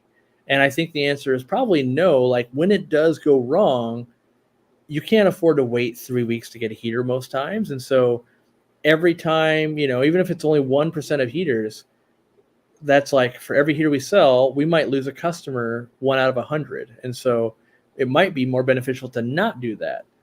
That being said, that also incentivizes us to go, wow, what if we wholesaled products to a different distributor in Europe, and now they could make it right? Again, that's why we need partner stores and things like that. Like we all get better the more people we can rely on, and not have to do everything. And so, again, same thing.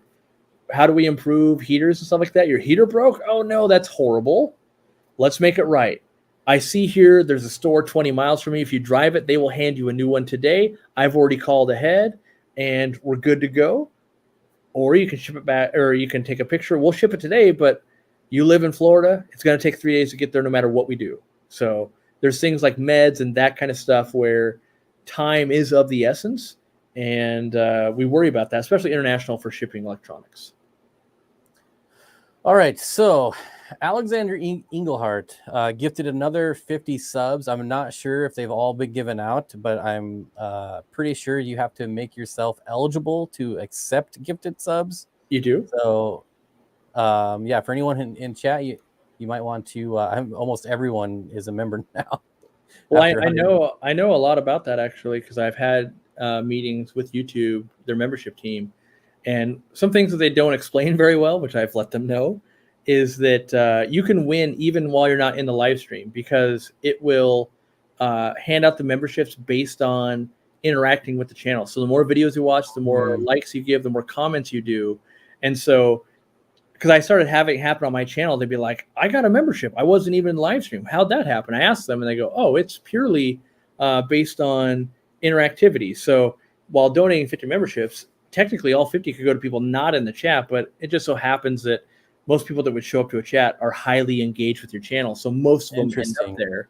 But you could have a guy or girl that lives on the other side. They're always going to be sleeping during a live stream, but they comment and they like and they watch a ton of your stuff. They could also get access to the member content free as well. So the question is, how do I make yourself eligible? I've never been able to figure that out. But I've been told you click on the gifted sub thing and somewhere it says allow gifts or gifts.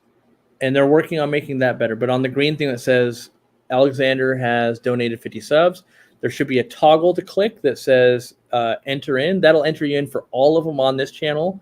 But that is another quirk. It only does it for this channel. So if you've made yourself eligible on Bob's channel, you wouldn't be eligible to win one from my channel. And supposedly I was like, why could you ever need this? And it was because they didn't want like privacy concerns and like if your kid's watching to get membership content to someone who wasn't meant to. Like, oh yeah, I want one to, Bob, but then they click in the wrong place and now they're getting a free membership to, a website, or not a website, but maybe mature content or something. And so that's their concern. They haven't found a good workaround for that yet because they know that families share logins a lot of times. So that's a valid concern. All right, so it looks like the last 5 were just given away there. There might be more. Sometimes it staggers. It just takes a while. So make sure you have that checked. And Zengender says you have to be on a desktop or be in desktop mode. Do you know anything about that? I believe you have to be in desktop to give the memberships, but to receive the memberships, I believe you can hit the toggle. But Barbara Jackson's saying she doesn't see it on the iPhone. I haven't done insane amounts of testing. I'm like Bob, I'm on the other end of it. And so I haven't run the gamut. But the goal is that they're going to, YouTube's pretty good that over time they'll polish up most of the features, except for members only video on iPads and other stuff. But they're pretty good at most things, especially things that make them money. So within time, I'm sure they'll clean that up. Also, I have to acknowledge that that's $600 that Alexander has spent on this live stream. And I'm not very good at showing gratitude, but I'm super grateful. And just thank you so much, Alexander. That's crazy. Definitely a record. Nice work, buddy. Yeah, because that's 100 subs at $5 each, right? Yeah. Plus $100 super chat. I think that's the limit too. Like I know I definitely got cut off. It'll let you go a little more than super chats, but it won't go. I thought it was unlimited, and then I got cut off one time. So I've also had my credit card stuff. But the guy, like, are you sure you're not insane right now? Like, yes, I'm sure. I'm sure. Yeah. Jamie McDonald with the $5 super chat says Bob can keep the bugs away as far as my job on this road trip, this theoretical road trip. Sarah with the $10 super chat says, while we're in business talk, good or bad for business when our club combines orders to get free shipping? Technically, it's worse for my business from just a straight up like we will spend more in shipping, right? Because the shipping's free, and the more stuff we ship, if you had 10 people and they all paid $7 shipping, we would only lose like $3 shipping each. When you combine it all, now we're going to lose quite a bit in shipping. That being said, I think it's kind of like when we donate money to clubs and we donate money to a bad, if someone got ripped off by another store or something.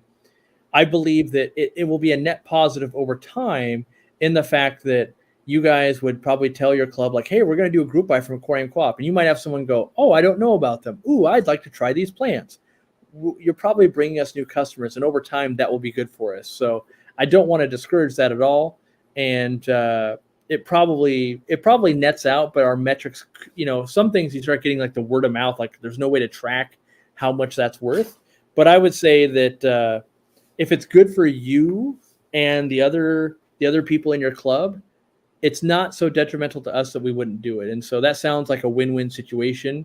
Not quite as much win on our end, but I think that's okay. Clubs are good. So Fishmania Chattanooga with the $5 says, thanks for making the stream so interesting. Well, thank you for the super chat. Garden of Whedon with the $10 super chat says, I've rearranged an idea for my tank simply because of the good shipping from Aquarium Co-op. I don't need the rare stem plants that take 18 days to get to my house anyways. So they went from high tech to easy tech is what I call it. Yeah, we're adding some more plants. Like we're working on getting a Pontic Eatons and some that's not high tech, but we're constantly hounding vendors. We'd love to sell more plants. We, just because you can't put on lists because you have 7. We need 7,000 of these things, and that's the problem we run into. We also quality control. Like it's these farms aren't used to big numbers all going to the same customer, and you can't have half of them be this big, half for this big, because if you ship both those to a customer, they're just saying you've ripped me off. And so they usually can just go, oh yeah, give the big ones to this store, give the small ones to that store, and there's no problem. They're not used to it when we go, great, we need 500 of those. Well, we don't have 500 the same size. Like that's going to be a problem then. So we're working on it though. It's an internal struggle. All right, and Tiffany White gifted 5 memberships. Thank you so much, Tiffany. Nice. Been a huge supporter to both of us for. I always tell people, pay it forward. If you get a free one and you can, pay for another free one. And not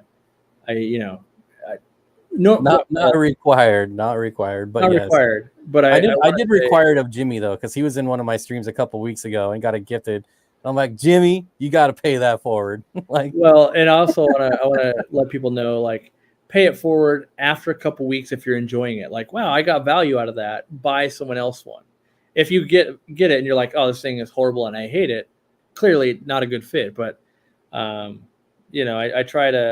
myself try to spend some money wherever I go, whether it's someone else's pet store or something like that. Because if they're providing me time to kill, sure, let me buy that $5 food or whatever it is. Or if I'm, like, oh, I gotta work on a laptop and wait for my plane, like, let me buy a drink, like a Diet Coke. Because everyone at some point is trying to just put a roof over their head and trying to pay wages and that kind of stuff. And so I try to, if I get enjoyment out of something, like I've been, a supporter of Bob and other people for a long time, because I might only get to watch one stream a month, but to me, even just an hour of something like this is worth $5 in my world right now. $5 to sit down and enjoy something when I'm so hectic is money well spent for me personally. So I hope other people, if you're in that type of a monetary situation, get the opportunity to do that as well.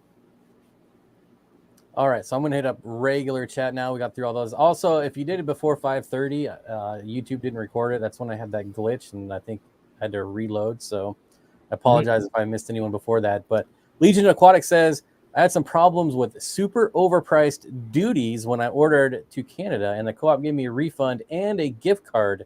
Thank you so much, Cory, for an amazing customer service. We had a snafu with our system where instead of like if you bought this Diet Coke and it was supposed to be $5, and then you bought something that was supposed to be $1, it would just label everything that cost $5. And so that was a bug early in our system. That's why we do testing. And we didn't catch it because the test shipments we did, we made the product cost free because it's like, oh, you live in Sweden? Let's ship it to Sweden. Well, the cost was $0. So we didn't catch that. Then someone bought stuff and now it goes, oh, yeah, you bought like we had one, I think it was crazy, where they bought as this brainstorm patcher. And so every product was listed as like $44. And so it was a nightmare scenario. They had to like say, no, not every product was $44. All that's now fixed.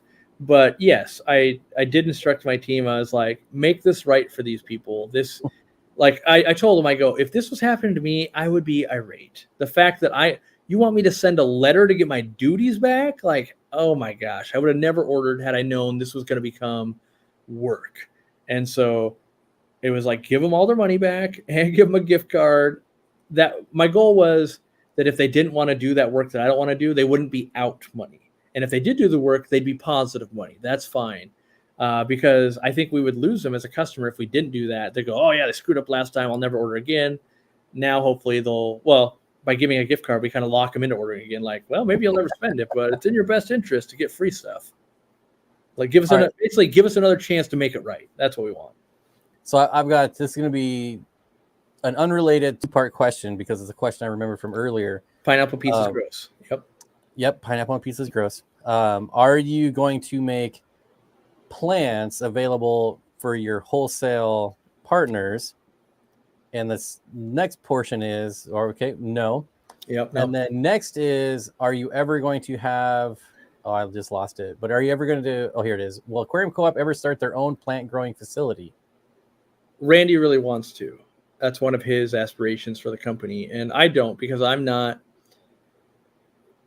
don't think I want to do it in Washington, and it would be a terrible state to do it in. Yep. And so I don't want to manage facilities out of state. And so if I don't want to do that, who does want to do that? If Randy's willing to do that, or someone else in the company's willing to do that, make that your baby, make it work. That's fine. But I don't want to be like, fire marshal's here. You got to fly out, Cory. Something with the sprinkler system or the fertilizer system. You got to be here. Like, that's not what I need to be adding to my plate. But we have a lot of challenges with plants, and so it's not out of the realm of possibility. But every time I look at it, I'm like, it's a lot of startup costs in a state we're not in to make plants. And who knows that we'll actually be better than these other people, because I haven't run a plant farm myself. I'm good at growing plants, but there's always stuff at scale. Like, I'm good at making 5 plants. Turns out I'm not good at making 50,000 plants. Mm-hmm. So plus, I would imagine like the variable cost on that would be like very unpredictable. I feel like hard to plan.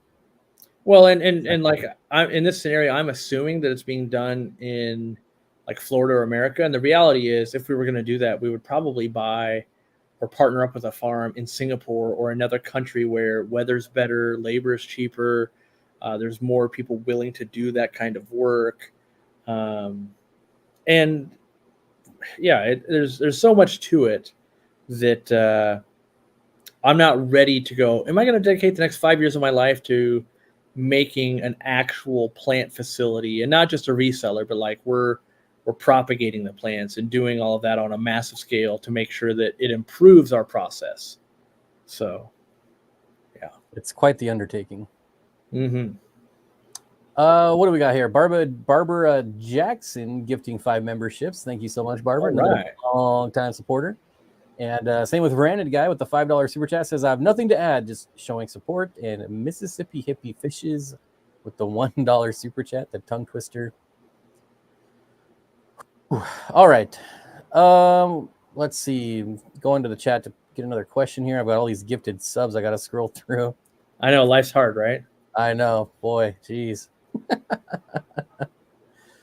Does Cory have a light riser to lift up because I have driftwood coming out of the tank? So I'm assuming your new lights, will they have risers? Nope. I explained this in my live stream. The problem is when you have risers, it changes the spread of light. So if you've ever taken a light and brought it up, you'll notice it lights the back wall and the carpet or the floor. And so that adds variables. And it's not that it couldn't be done and someone else couldn't do it. And in fact, if you go on Etsy and other places, there's products made for our products. Like there's different auto feeder accessories, they're 3D printed, and they make ones for Phoenix and other stuff like that too. And probably someone will make that, but I don't want to offer that customer service because the minute you do, well, the light's hitting the back and the front. It's like I end up spending way too much time. Like the angle of the LEDs were designed to fit your aquarium. You're now above your aquarium. This is some of the things you're going to run into. Maybe you should think about a different light that has a more narrow pattern. Our goal was to make a light that's going to work for 98% of people. And if you're suspending that light quite a bit above, it will work. But I know that if I needed to build a light to do that, it would be much better than taking a light that wasn't meant to do that and making it do it. Yeah, and not to mention you can buy risers on Amazon for a couple bucks. I feel like if you're suspending it, you're better off going with like a spotlight type of light because you are going to waste a lot of light. Yeah, there's pros and cons to all of it, and it's not to say that maybe we wouldn't do it in the future, right? Like if we saw someone doing it, like wow, everyone's putting them on risers, we would just have our manufacturer like, great, make us risers. But for right now, I don't think it's a good idea to include it because it's not optimized to do that. And I honestly try to optimize products to what they're going to be used for. And that's a different use case in my opinion. So I'd almost rather have a different product, but I don't think we'd sell enough to justify a different product. So. All right. And I'm going to open up Pandora's box here, go full Armageddon mode. And we're going to talk about it. Stickers. Are stickers no longer available with orders? Correct. Yeah. That's it. No, nothing more to say about it. Just no more stickers. I mean, some people are losing their minds. We did make the stickers way cheaper, so there's that. But you'd be surprised how many people are like angry we do ship them a sticker when we were doing it. And then I was one of those people. Like, what am I going to do with all these stickers? A lot of people don't like. I mean, it's probably like 80-20. 80% of people love them. 20% of people are like, "How dare you?" So it's still favorable, but the problem is just shipping and that kind of stuff's been going up a lot lately, and in wages and stuff like that. And so obviously, well, I shouldn't say obvious, but if you're this far in the stream, and we've got the triangle: price, quality, and speed.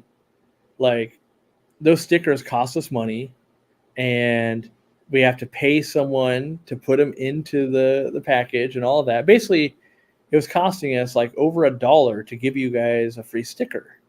And the fact that we only charge $7.99 shipping, and the cheapest shipping is, or not the cheapest, the average shipping per order is about $12. So we're already losing $5 there. Add a sticker, $6. You ordered a plant in the middle of winter, a liner, $7. Oh, and a heat pack, $8. And it turns out you only bought one plant for $8. Like, we can lose money. And so as shipping kept going up, we had to go, okay, well, we can't just do all the things. We don't want to increase shipping even more. And so it was sticker. It was a sticker program of like a bunch of people have too many of them. People are starting to complain. That's something that's just going to have to go by the wayside. We'll still sell them if you want. But yeah, to me, again, it's that transparency. We can give you free stickers, but guess what? The Aquarium Co-op products you're buying are going up in money. So it doesn't make sense for me to do that. Like, how about I don't increase the price? Like Easy Green last year, you now get twice as much for your money. Like, use the money you're saving and buy some stickers. I realize the psychology that everyone loves free stuff. I get it. I could milk that system really well. But I would rather it just be cheaper day in and day out for you, and you can buy a sticker than every day it's $1 more than it was, but we'll give you a sticker. All right. So I wanted to bring that up specifically because you shared with me a couple of weeks ago how much you were spending on stickers, and you might say, "Oh, it's $1," but Tens of I will thousands of say the dollars. amount, but it was tens of, and this is monthly. I was completely blown away by how much these stickers were costing you. So, Because every time there's a defect, right? Add a sticker on. Like every order gets a sticker. Wholesale order, you spend $3,000, add a sticker. Like there's a lot of stickers that leave that warehouse, and just by paying people livable wages, every item costs like for an item to, like, let's say this item, let's say you bought this for $5 on our website, and we have to have employees that eventually, like, they unpack it when it came to us and they put it in the shelving ready to be picked. Someone has to go pick it, put in your order. Someone else is going to pack it, right? Those three touches cost us about 65 cents, even if the product's free, or if it's a heater, or if it's a light, doesn't matter what it is. And so even the free things, like we had to have our warehouse, for instance, certified to be hydrilla free so that we could keep shipping to California. Well, to put that flyer in the box, 65 cents. When you buy a lithium ion product like our feeder, to put that item on the box, 65 cents plus the cost of the sticker. So all of these things just add up to, like, oh, it hurts to give away free stuff. And not that we'd rather make shipping cheaper than just give you, like, I think everyone agrees. Would you rather have shipping be $12, or would you get a free sticker, or have shipping be $8? I think everyone goes, well, I'd rather just have it be less, and I could use the $4 I saved to buy the sticker I want, which I think we lowered all the stickers down to $2, and we even launched a brand new one. I know we ordered it. It's coming out, but we have an Enjoy Nature Daily sticker coming out. So I probably just... oh, see, now that's a sticker I can get behind.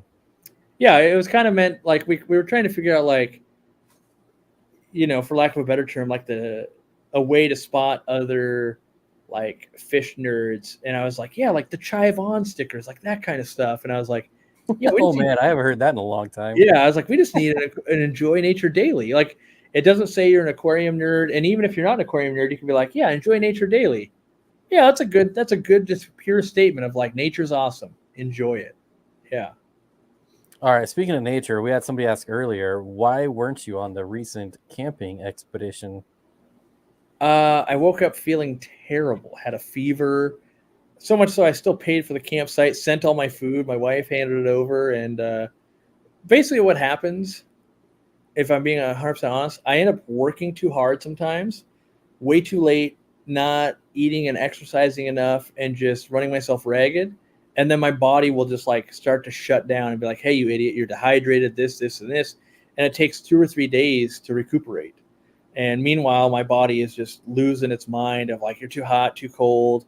I wake up sweating or freezing, and it freaks out my wife. And it's just like when I tell you, like, earlier in the stream, I told you guys, we'll see if I die or, like, I'm going to crash for a week. It's because doing all those events and putting your body through extreme, like, day after day, you only eat one meal, you only drink 16 ounces of water, and all of that day after day. Now you're on a plane, you're flying. When I land back from that, my body is so depleted and just so exhausted that it kind of crashes for a few days of, like, all I'm doing is eating, drinking, sleeping, trying to get my voice back, all of these things, because I'm torturing myself, basically, in a good way. I enjoy it. But I do that in work sometimes too, where I book way too many appointments and this and that. And then you string too many of those events together, and my body just goes, yep, we're going to force you to rest. And that's what happened. And that's why I didn't show up on the Get Outdoors. So there you go. Maine's Tails, Ferns, and Fins with the $1 super chat. Rocky and Miles with the $2 super chat says, cool. Michael with $5 says, looking to make a fish room for my new house. Looking for tips to community breed Hillstream loaches. How big are their spawns on average? I've never spawned Hillstream loaches. I bred them in the 800 gallon. They would make babies. I don't know how big the spawns are, because we had lots of clown loaches and tiger barbs, and we had piles of rocks.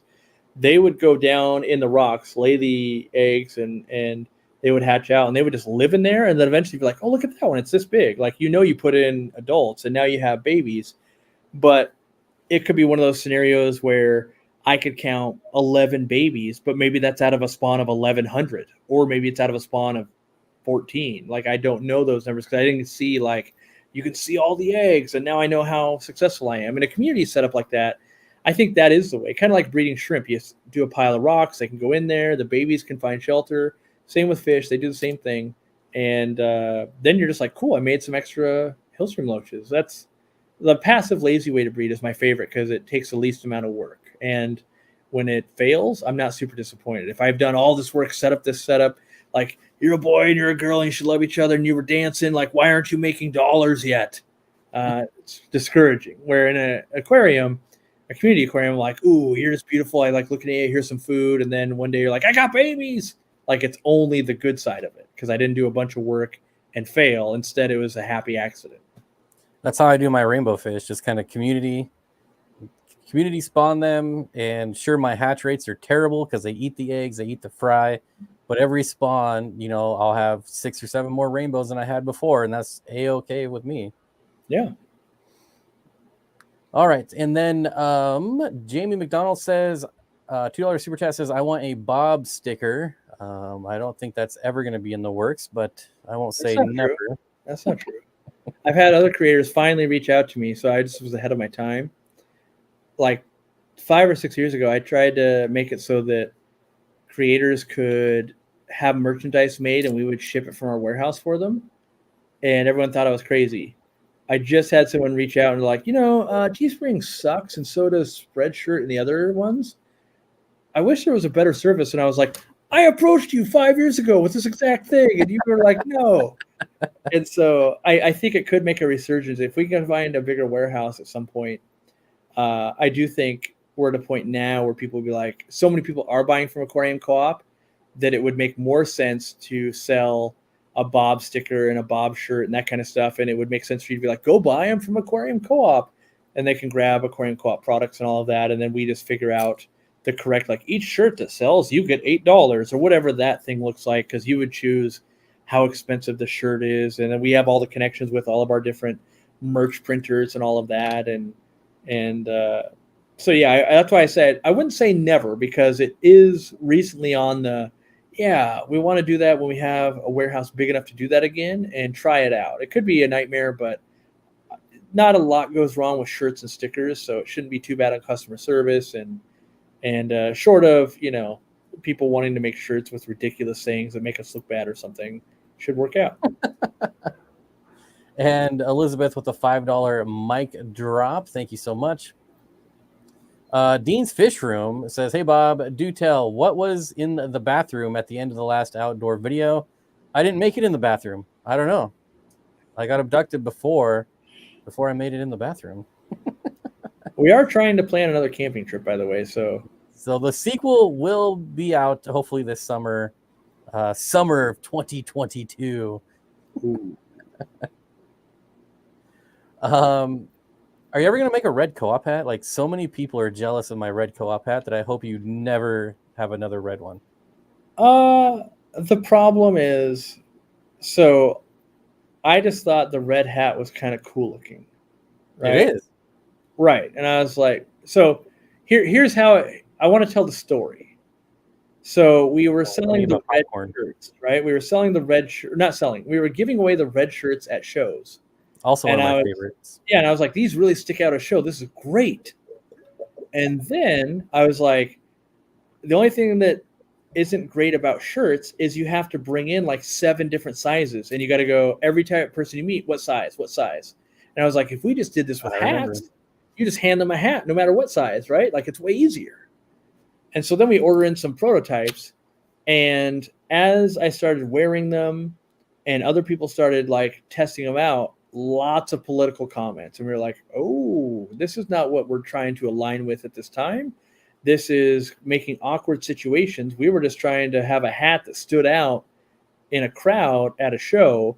And we didn't want it to like interrupt any business dealings. We didn't want, we don't want political affiliations, anything like that. Like, we're here for nature and fish. And, a lot of people really like, oh, you know, Cory, you must be this religion, you must be this political aligning, all of this. And it's like, none of that to me matters, because I travel all the way around the world.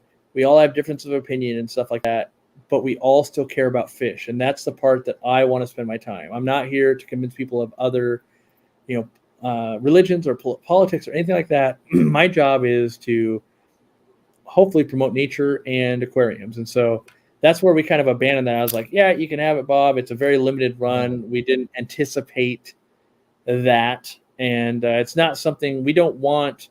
I would hate to ever see, like, already we run into like not hate crimes, but racism and stuff with our company. And we don't want any more attention from people that would like to do that kind of stuff than we already get with our, different people that work for us and influencers and that kind of stuff. And so it was just one of those, like, purely seemed like a great idea at the time. Like, everyone loves the red shirts, let's do a red hat. And then we go, oh, and people can figure out why the red hat brought the politics and a red shirt wouldn't.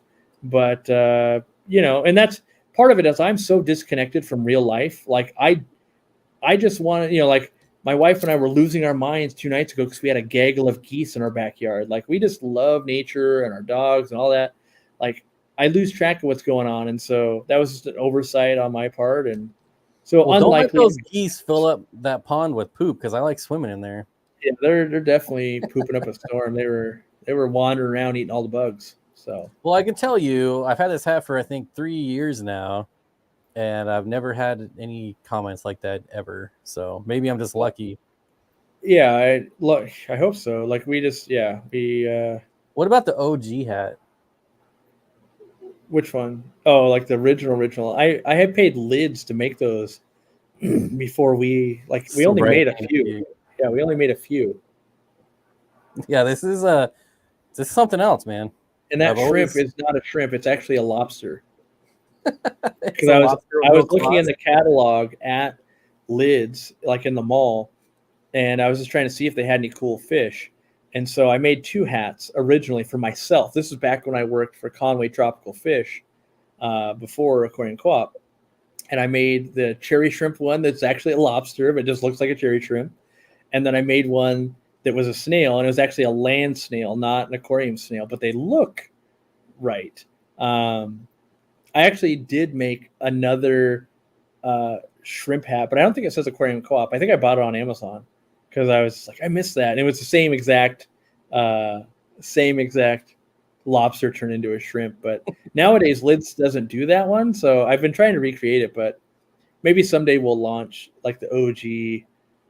This is one of the benefits. Like, I have so much random co-op swag. I've got like the button up with the Murphy emblem. That's like a biker, like a motorcycle biker type of shirt. Yeah. I've got the baseball shirt with the short sleeves. And actually, all I those I gave that to Danny, but all those are tests. Like, there should be a merch drop coming in the next year that will be the baseball shirt. I think we'll have a polo. And we actually have a new logo for that kind of stuff. It's a more professional logo. So yeah, but a lot of stuff will just arrive at my house, and most of the stuff where I'm like, yep, I know that's a no. I'm just like, well, I'm not gonna throw it away. Like, you want it, Bob, or someone else? Like, give it away. And because I can't wear it, because the minute I'm wearing it, people are like, where can I buy it? And I'm like, you can't. And like, that just angers people and makes Candy's life horrible. Somehow it seems to work out okay if you have it though. So I miss the days of going to the warehouse. Like when the warehouse first came online, it seemed like we were there quite a bit. And my house was also less than 5 minutes from it back then. That's true. That's true. Yeah. But there was always like the warehouses where all the one-off stuff's hanging out. So I'd always like get to load up on random stuff. Yeah. Now it just goes to my house, all the samples and stuff. But yeah, someone's excited for the polo. The polo is meant to rock the polo for sure. If you had, it's basically so you can show Aquarium Coop pride while you're at like your professional business setting at work, because it's on the PGA tour. Yeah, well, yeah. I mean, that's I'm going pro golf, even though I never played a game of golf in my life. So, Professional? What are you talking about? Murphy's on my hard hat. Yeah, everyone's got, different dress codes, and it also, most of it roots in, we want some of that stuff. Like, I have one downstairs, like one of the prototypes, and it's just because I wanted. Well, that's not true. Randy wanted a polo, and I was like, every time something's made, I make them in my size because I want to do the fat guy test and just make sure like it's quality. And basically, if I wouldn't use and wear the product myself, I don't want us to sell it. I don't want to be like, oh, this thing's kind of crappy. Actually, let's not sell it, because I don't want to damage our brand for money. And so even when it's stuff that I'm like, I'm never going to use that, like I force myself to test it just because I don't need that item. I still need to make sure it is a good item. So, what I need to dig out is, I haven't worn it because it's packed away, is my Murphy hoodie. That always makes my one print, one of one, has Murphy on the front and then a big Murphy on the back. It's a black hoodie, and people are always jealous when I wear that thing. Yeah, that's our merch game, as I'm told, because I'm not hip to the jive, is weak. And that merch. Exactly, right. And so we partnered up with the merch people that do like Oprah and Snoop Dogg and that kind of stuff, and I'm letting my employees kind of run with it. Like, yeah, as long as it's nothing too crazy and it's good quality, let's do these limited runs, let people buy stuff. And I think there's going to be some real winners though. Like, I'm pretty stoked for the baseball one. There's a new dad hat coming out. My favorite thing lately has been the newest hat. I gave you one, the raised lettering one. I wear that thing like nearly every day when I leave the house. I love that one. Yeah, that one seems pretty popular. Yeah, so that one's going to be a staple. That one's not a limited one though, because I love it so much. I'm like, like if it was limited, I'd be like, I'm going to need a 20 pack of those, because I want a new one each year, because I get a sweaty head. So. Well, I mean, that's like, I hit you up for a new black hat like every 6 months. I'm like, I need a new black one. Yep. Oh, I know how that goes. I don't know what a dad hat is though. It's just I don't know how to explain it other than like when you see it, you're like, oh yeah, that kind of floppier dad hat. It's not a baseball hat. I mean, it does have the rim and everything, but like every part of it, that's a trucker hat. But it's really flimsy. Yeah, the dad hat, like, it has all my colors are wrong. Usually like an adjustable back cloth strip, and then okay, and it doesn't pop up for the front. Yeah, it's so Texas Fish Room's got it. Dad hats are an unstructured hat. They're really comfortable to wear. But yeah, one of those will be a drop at some point, and it will be limited edition though, I believe. So I mean, it's hard for me to remember. Like, we have to basically choose, like, is this a limited edition? Is this good enough to be forever? Because we don't want to tell people like it's limited edition. Just kidding. We have 1 million of them. So I don't want to be that company. It's like the Sandlot hat. Yeah, exactly. Yes. But is the bill like 2 feet long, like the Sandlot hat? Yeah. Because that would be amazing. Yeah. Oh my gosh, that'd be perfect. I want a safari type hat, like the hat you wore when you went to Peru. Like, I want the co-op logo on that. Yeah, and in fact, bucket hat, I think is what it's called. Yeah. I don't want to spoil all the merch that we're working on, but there's some merch that is being made if you were to go on safaris and stuff. So, it's people are having fun with it, which is good. And our hope is that people buy enough of it so it's not like, we spent $10,000 on a bucket hat, sold 7 of them. Like, all to me. That hurts. Our backup plan is, if no one buys this stuff, we'll give it away at events to like members or something. But we don't want to get in the business of like making $10,000 purchases that don't sell. Like, that's a bad business move. So we try to genuinely go, is there a market for this? Do we think people would want it? Would I want it? Or would someone in our company want it? Yeah. So Alice says, will Cory ever release any of the free Aquashello shirts for sale to international customers, since we can't go? Yeah, I'm not sure about that. So what I don't like is I don't want you to have to buy one because we give them away. my goal is to do more international events, which will never hit everybody. And I really don't want to break the have to meet me in person to get this shirt rule, because that's the first step to just selling out and being like, yeah, pay me to get an autograph, right? Like I want there still to be that genuine, you only got this because we were in person. It also is a visual cue for me when I see those shirts to go, hey, we've met before, right? Like, yeah, what event? Like, oh, you've got a red one? That's a pretty old one, right? Like all of that stuff is important to me. And I do want this thing that won't make us any money, but I want people to collect our stuff. Like we've got, so the wild coin that people would get if they met me in the wild will be super rare. And in a perfect world, I would love for it to like sell on eBay for like a couple $100 to collectors. You know, like, yeah, you could have dinner with Cory or this guy. I'll pay you $200 for this coin because money can't buy that coin normally. But we do have, I think, like an Enjoy Nature Daily coin. We're designing one for like 1 million subscribers.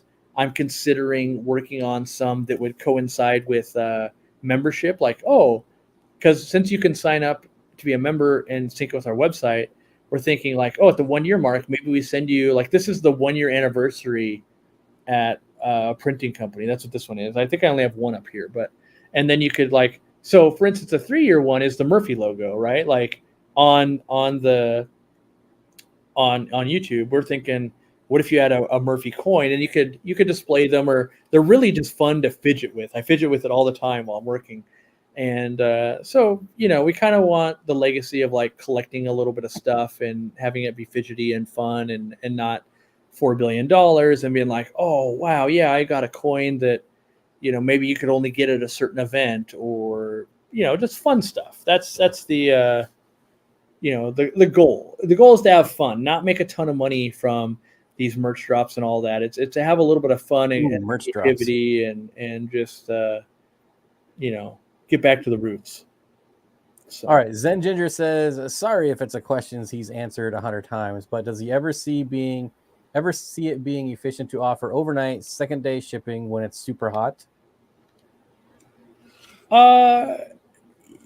Yes. We need a bigger warehouse to be able to sort the packages. The problem becomes like, it's just going to be really expensive. And there are people that will pay it. I understand that part too. But we want to make sure that we can sort them correctly and not lose a ton of money on it. And right now, we just don't have a bunch of extra room to sort that out, have them picked up. They have different deadlines too. Like an overnight thing has a different deadline than the other packages.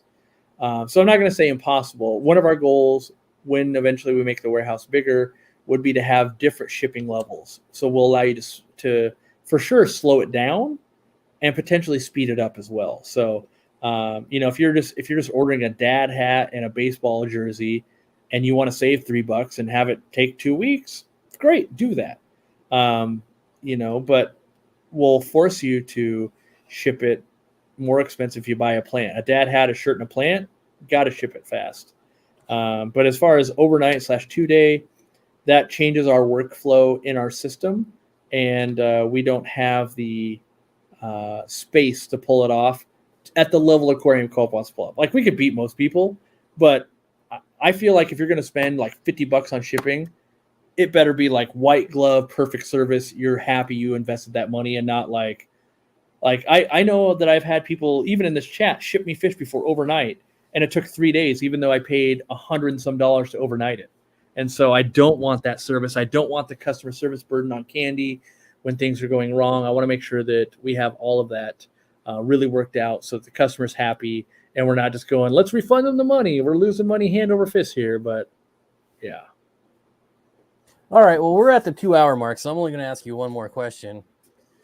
The fans want it. I want it. When are we streaming some ping pong here? Let's put you on the spot right here in front of 400 people. Is there 400 people? I round up. Okay. I rounded up to the nearest 400. Yeah. I don't know. We could, mostly it's a quality thing. So if we get someone who wants to be the cameraman, like if we get Jimmy, or we just recruit someone that wants to hold the camera, and we can both curb our swearing and stuff like that, which is hard to do when Bob's just smashing aces left and right against you. Yeah, it'll probably be Candy's volunteering. It'll probably be a members only type stream because in case a bad word gets said, and then we could still probably have some music playing because we're not going to make any money off it anyway. So usually we have just some YouTube mix playing while we play ping pong and that kind of stuff. I keep meaning to do it, and yeah, the other thing I'm waiting for too is potentially having like Zenzo and other people who like to play ping pong up there and like maybe a little tournament or that way you can show yourself beating 6 people instead of just me. Well, I would appreciate it. I know, right? We're gonna elevate you here. I called in everybody. You're 700 opponents for you to beat, Bob.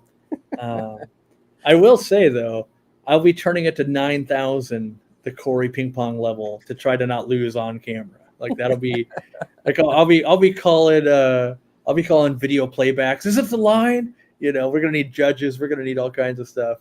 But real quick, Bob says, "Does YouTube hate swearing?" They don't. It's just this is a channel made for everyone. Both of our channels. A lot of people will watch at least my live streams while at work, or they appreciate the fact that they can have it playing with family or kids in the room. I don't want to just all of a sudden, be dropping F-bombs when we've been friendly to that for the last 7 years, and all of a sudden, like, what happened to Cory? He's out of control. So, I want to try to be respectful of that as much as possible, and that's why it would be members only, not because like, oh, you got to be a member to see it, but there's a little more leeway, I think, when it's like a member only thing, like a little bit more unpolished and that kind of stuff. And yeah, I don't want to like. Well, and it's also not fish. It's not fish content either, so it doesn't make sense. There's that too. Yeah, there's all of that. So just in general, swearing doesn't help you make sales, and it could definitely lose you sales. And so, not that everything's only about sales, but I never want it to be where I've said something dumb and now someone in my company is losing their job because we've had to downsize. Like, I'll feel terrible for that. And so I'll do everything I can to minimize those risks. And being live on the internet is just naturally more risky than pre-recording and all of that. And so, like, maybe we'll get a day together, like a Saturday. We'll get Zenzo flying into town. We'll get Dean to come up and play some. We'll have Jimmy around. We'll get, a few other people and play a bunch of ping pong and have a lot of laughs. And maybe we'll do it for charity or something like that. One of the things that we're working on that I'm not committing to yet because, people, like I mentioned something like, you said you were buying Coca-Cola. Like, no, I said I drink Diet Coke. Like, you're going to fund my dog rescue. That's what you're working on? Katie wants to do a dog rescue first for old crusty chihuahuas. But the medical boat that we sponsor in Peru, they're a little skiff boat so the big boat's on the river and they have to like use the little boat to get to land to pick people up to get them the medical care, right? And that boat sunk. They like hit something in the water and it literally just sunk. And so they need money to get a new boat to do the medical things. They got the big boat still, but it can't reach all the communities.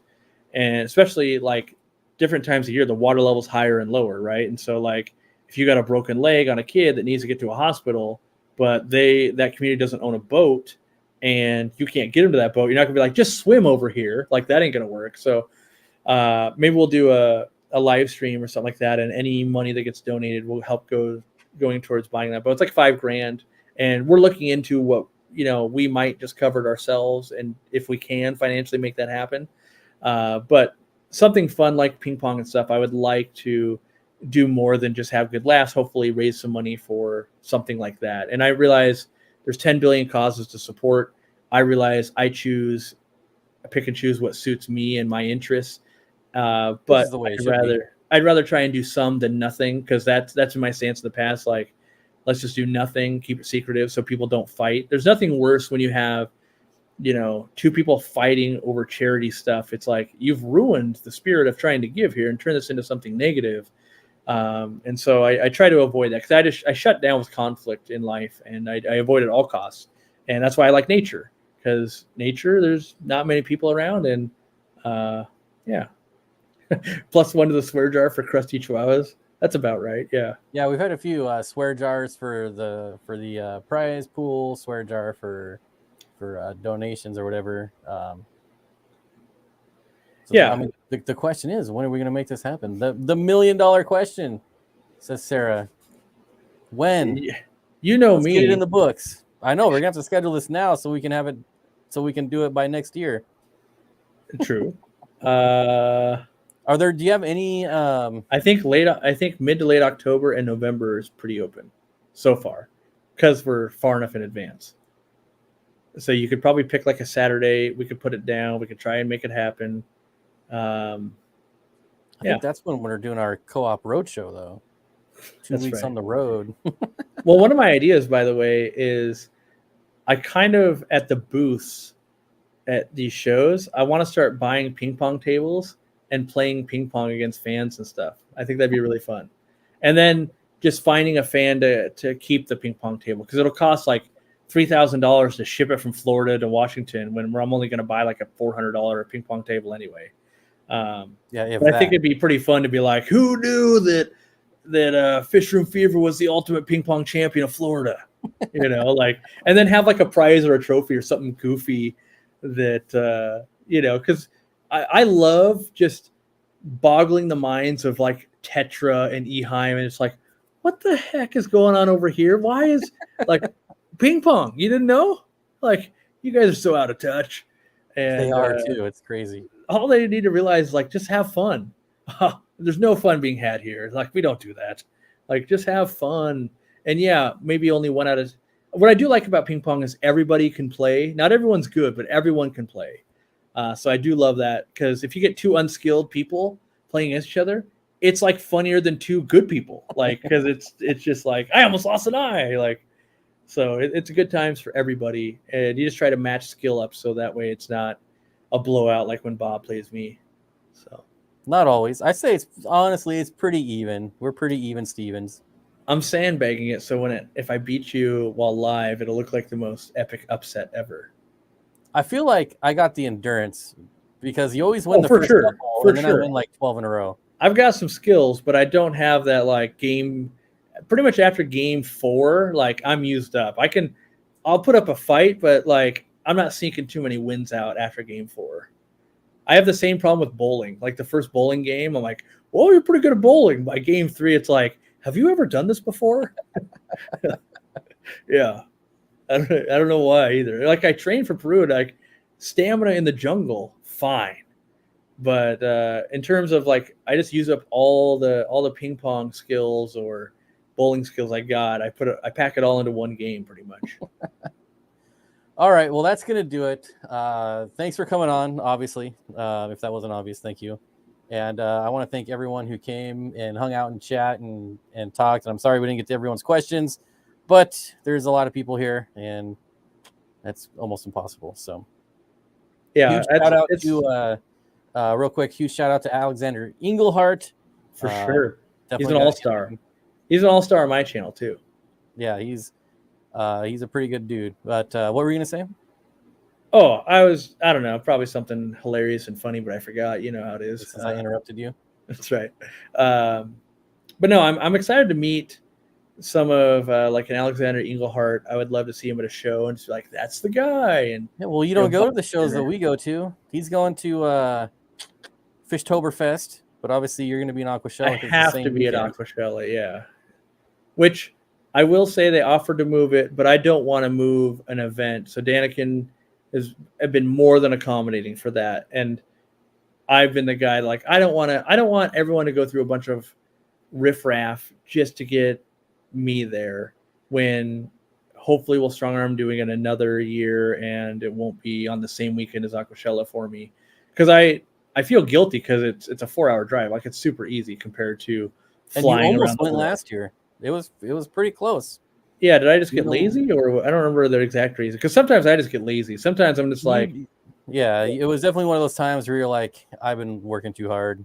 I just need a break. So usually when my brain tells me don't go be with the fans, I'm like at the edge of the cliff. Like sometimes I'm like, yeah, I'm craving water. When I start craving water, I'm like, ooh, I better slow it down. Like my body's telling me because I love Diet Coke. I hate water.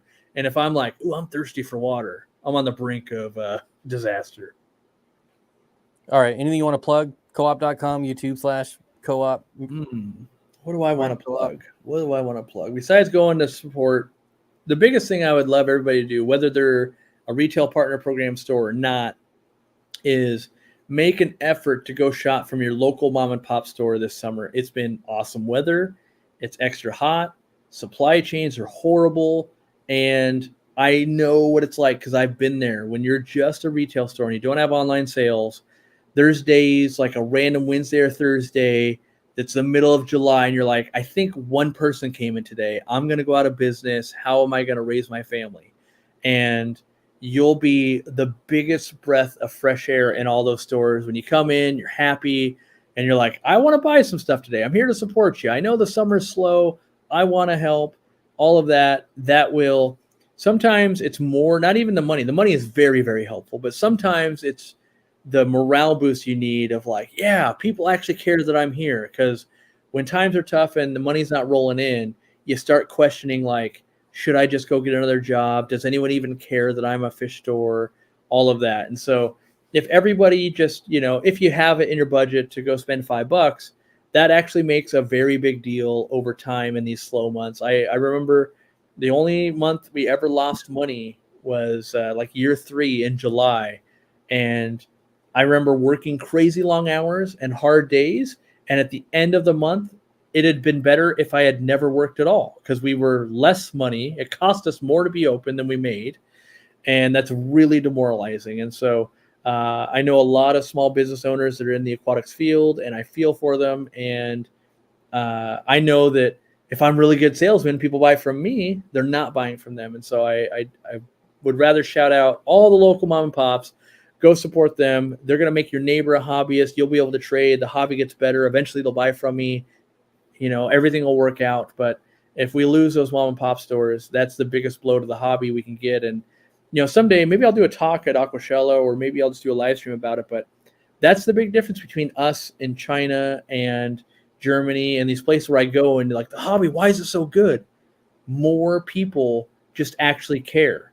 Like when I'm in Germany, nobody's ordering from Amazon. They can, but they go to the mom and pop local fish store and they buy it. That's what's making these stores, because they can now make a living. They can now dedicate their life to making the best fish store ever locally, as opposed to I'm barely making it. I have to have a side job.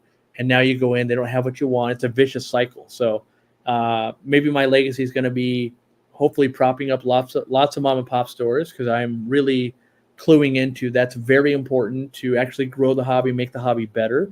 And to do that, that means that I'm not making the money. I'm not making the influence. We need it to be hobby-wide in every country and all of that. And so, just try to make a dedicated effort. I haven't been to that store in 3 years. You're driving by, pop in, buy a thing of food. Maybe it's frozen, something to just let them know that you're there. You still care about them. Maybe you don't love that store, but they will love you for it. So do that. Go buy from local mom and pop stores, and it'll help. It'll make everybody better.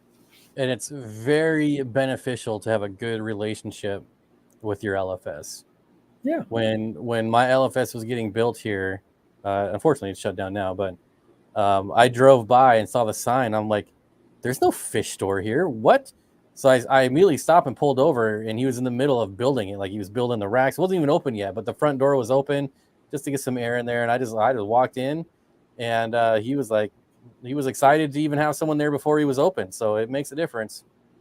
Yeah, it really, most people will mask how hard a fish store is. And during that summer, when people are going on vacations, you're eating cup of noodle in the back, and it's, a million degrees in that fish store, and it's been horrible, and you didn't make a sale all day. There were days when we had no sales. Those are the most brutal days, when you went to work for 8 hours. You worked before you went, you're going to work after, and you literally like, well, I guess I don't have to do the till tonight because I didn't make any money. I guess that's the upside. Gotta find the positives. Yeah, exactly. And so even that one sale where you only spend $5 is still like, that means so much to not like oh, that's another day where I didn't make any money at all. You can at least go, well, we did get a sale. Like maybe they'll be back. Maybe they'll buy more next time. They were so chipper. I want to keep doing this. So help be part of the solution, not the problem. And I realize this is going to put myself out of business, but hey, I think long term, if the hobby gets bigger, we'll be fine, and all the mom and pop stores will be fine too, because you see it happen in other countries. And so there's models out there that are working, and I think it could work for us too. All right, so that's where we will end it. Hope everyone has a great rest of your week. I don't think I have any announcements for y'all, so support your LFS, and I'll see you next week. Bye-bye.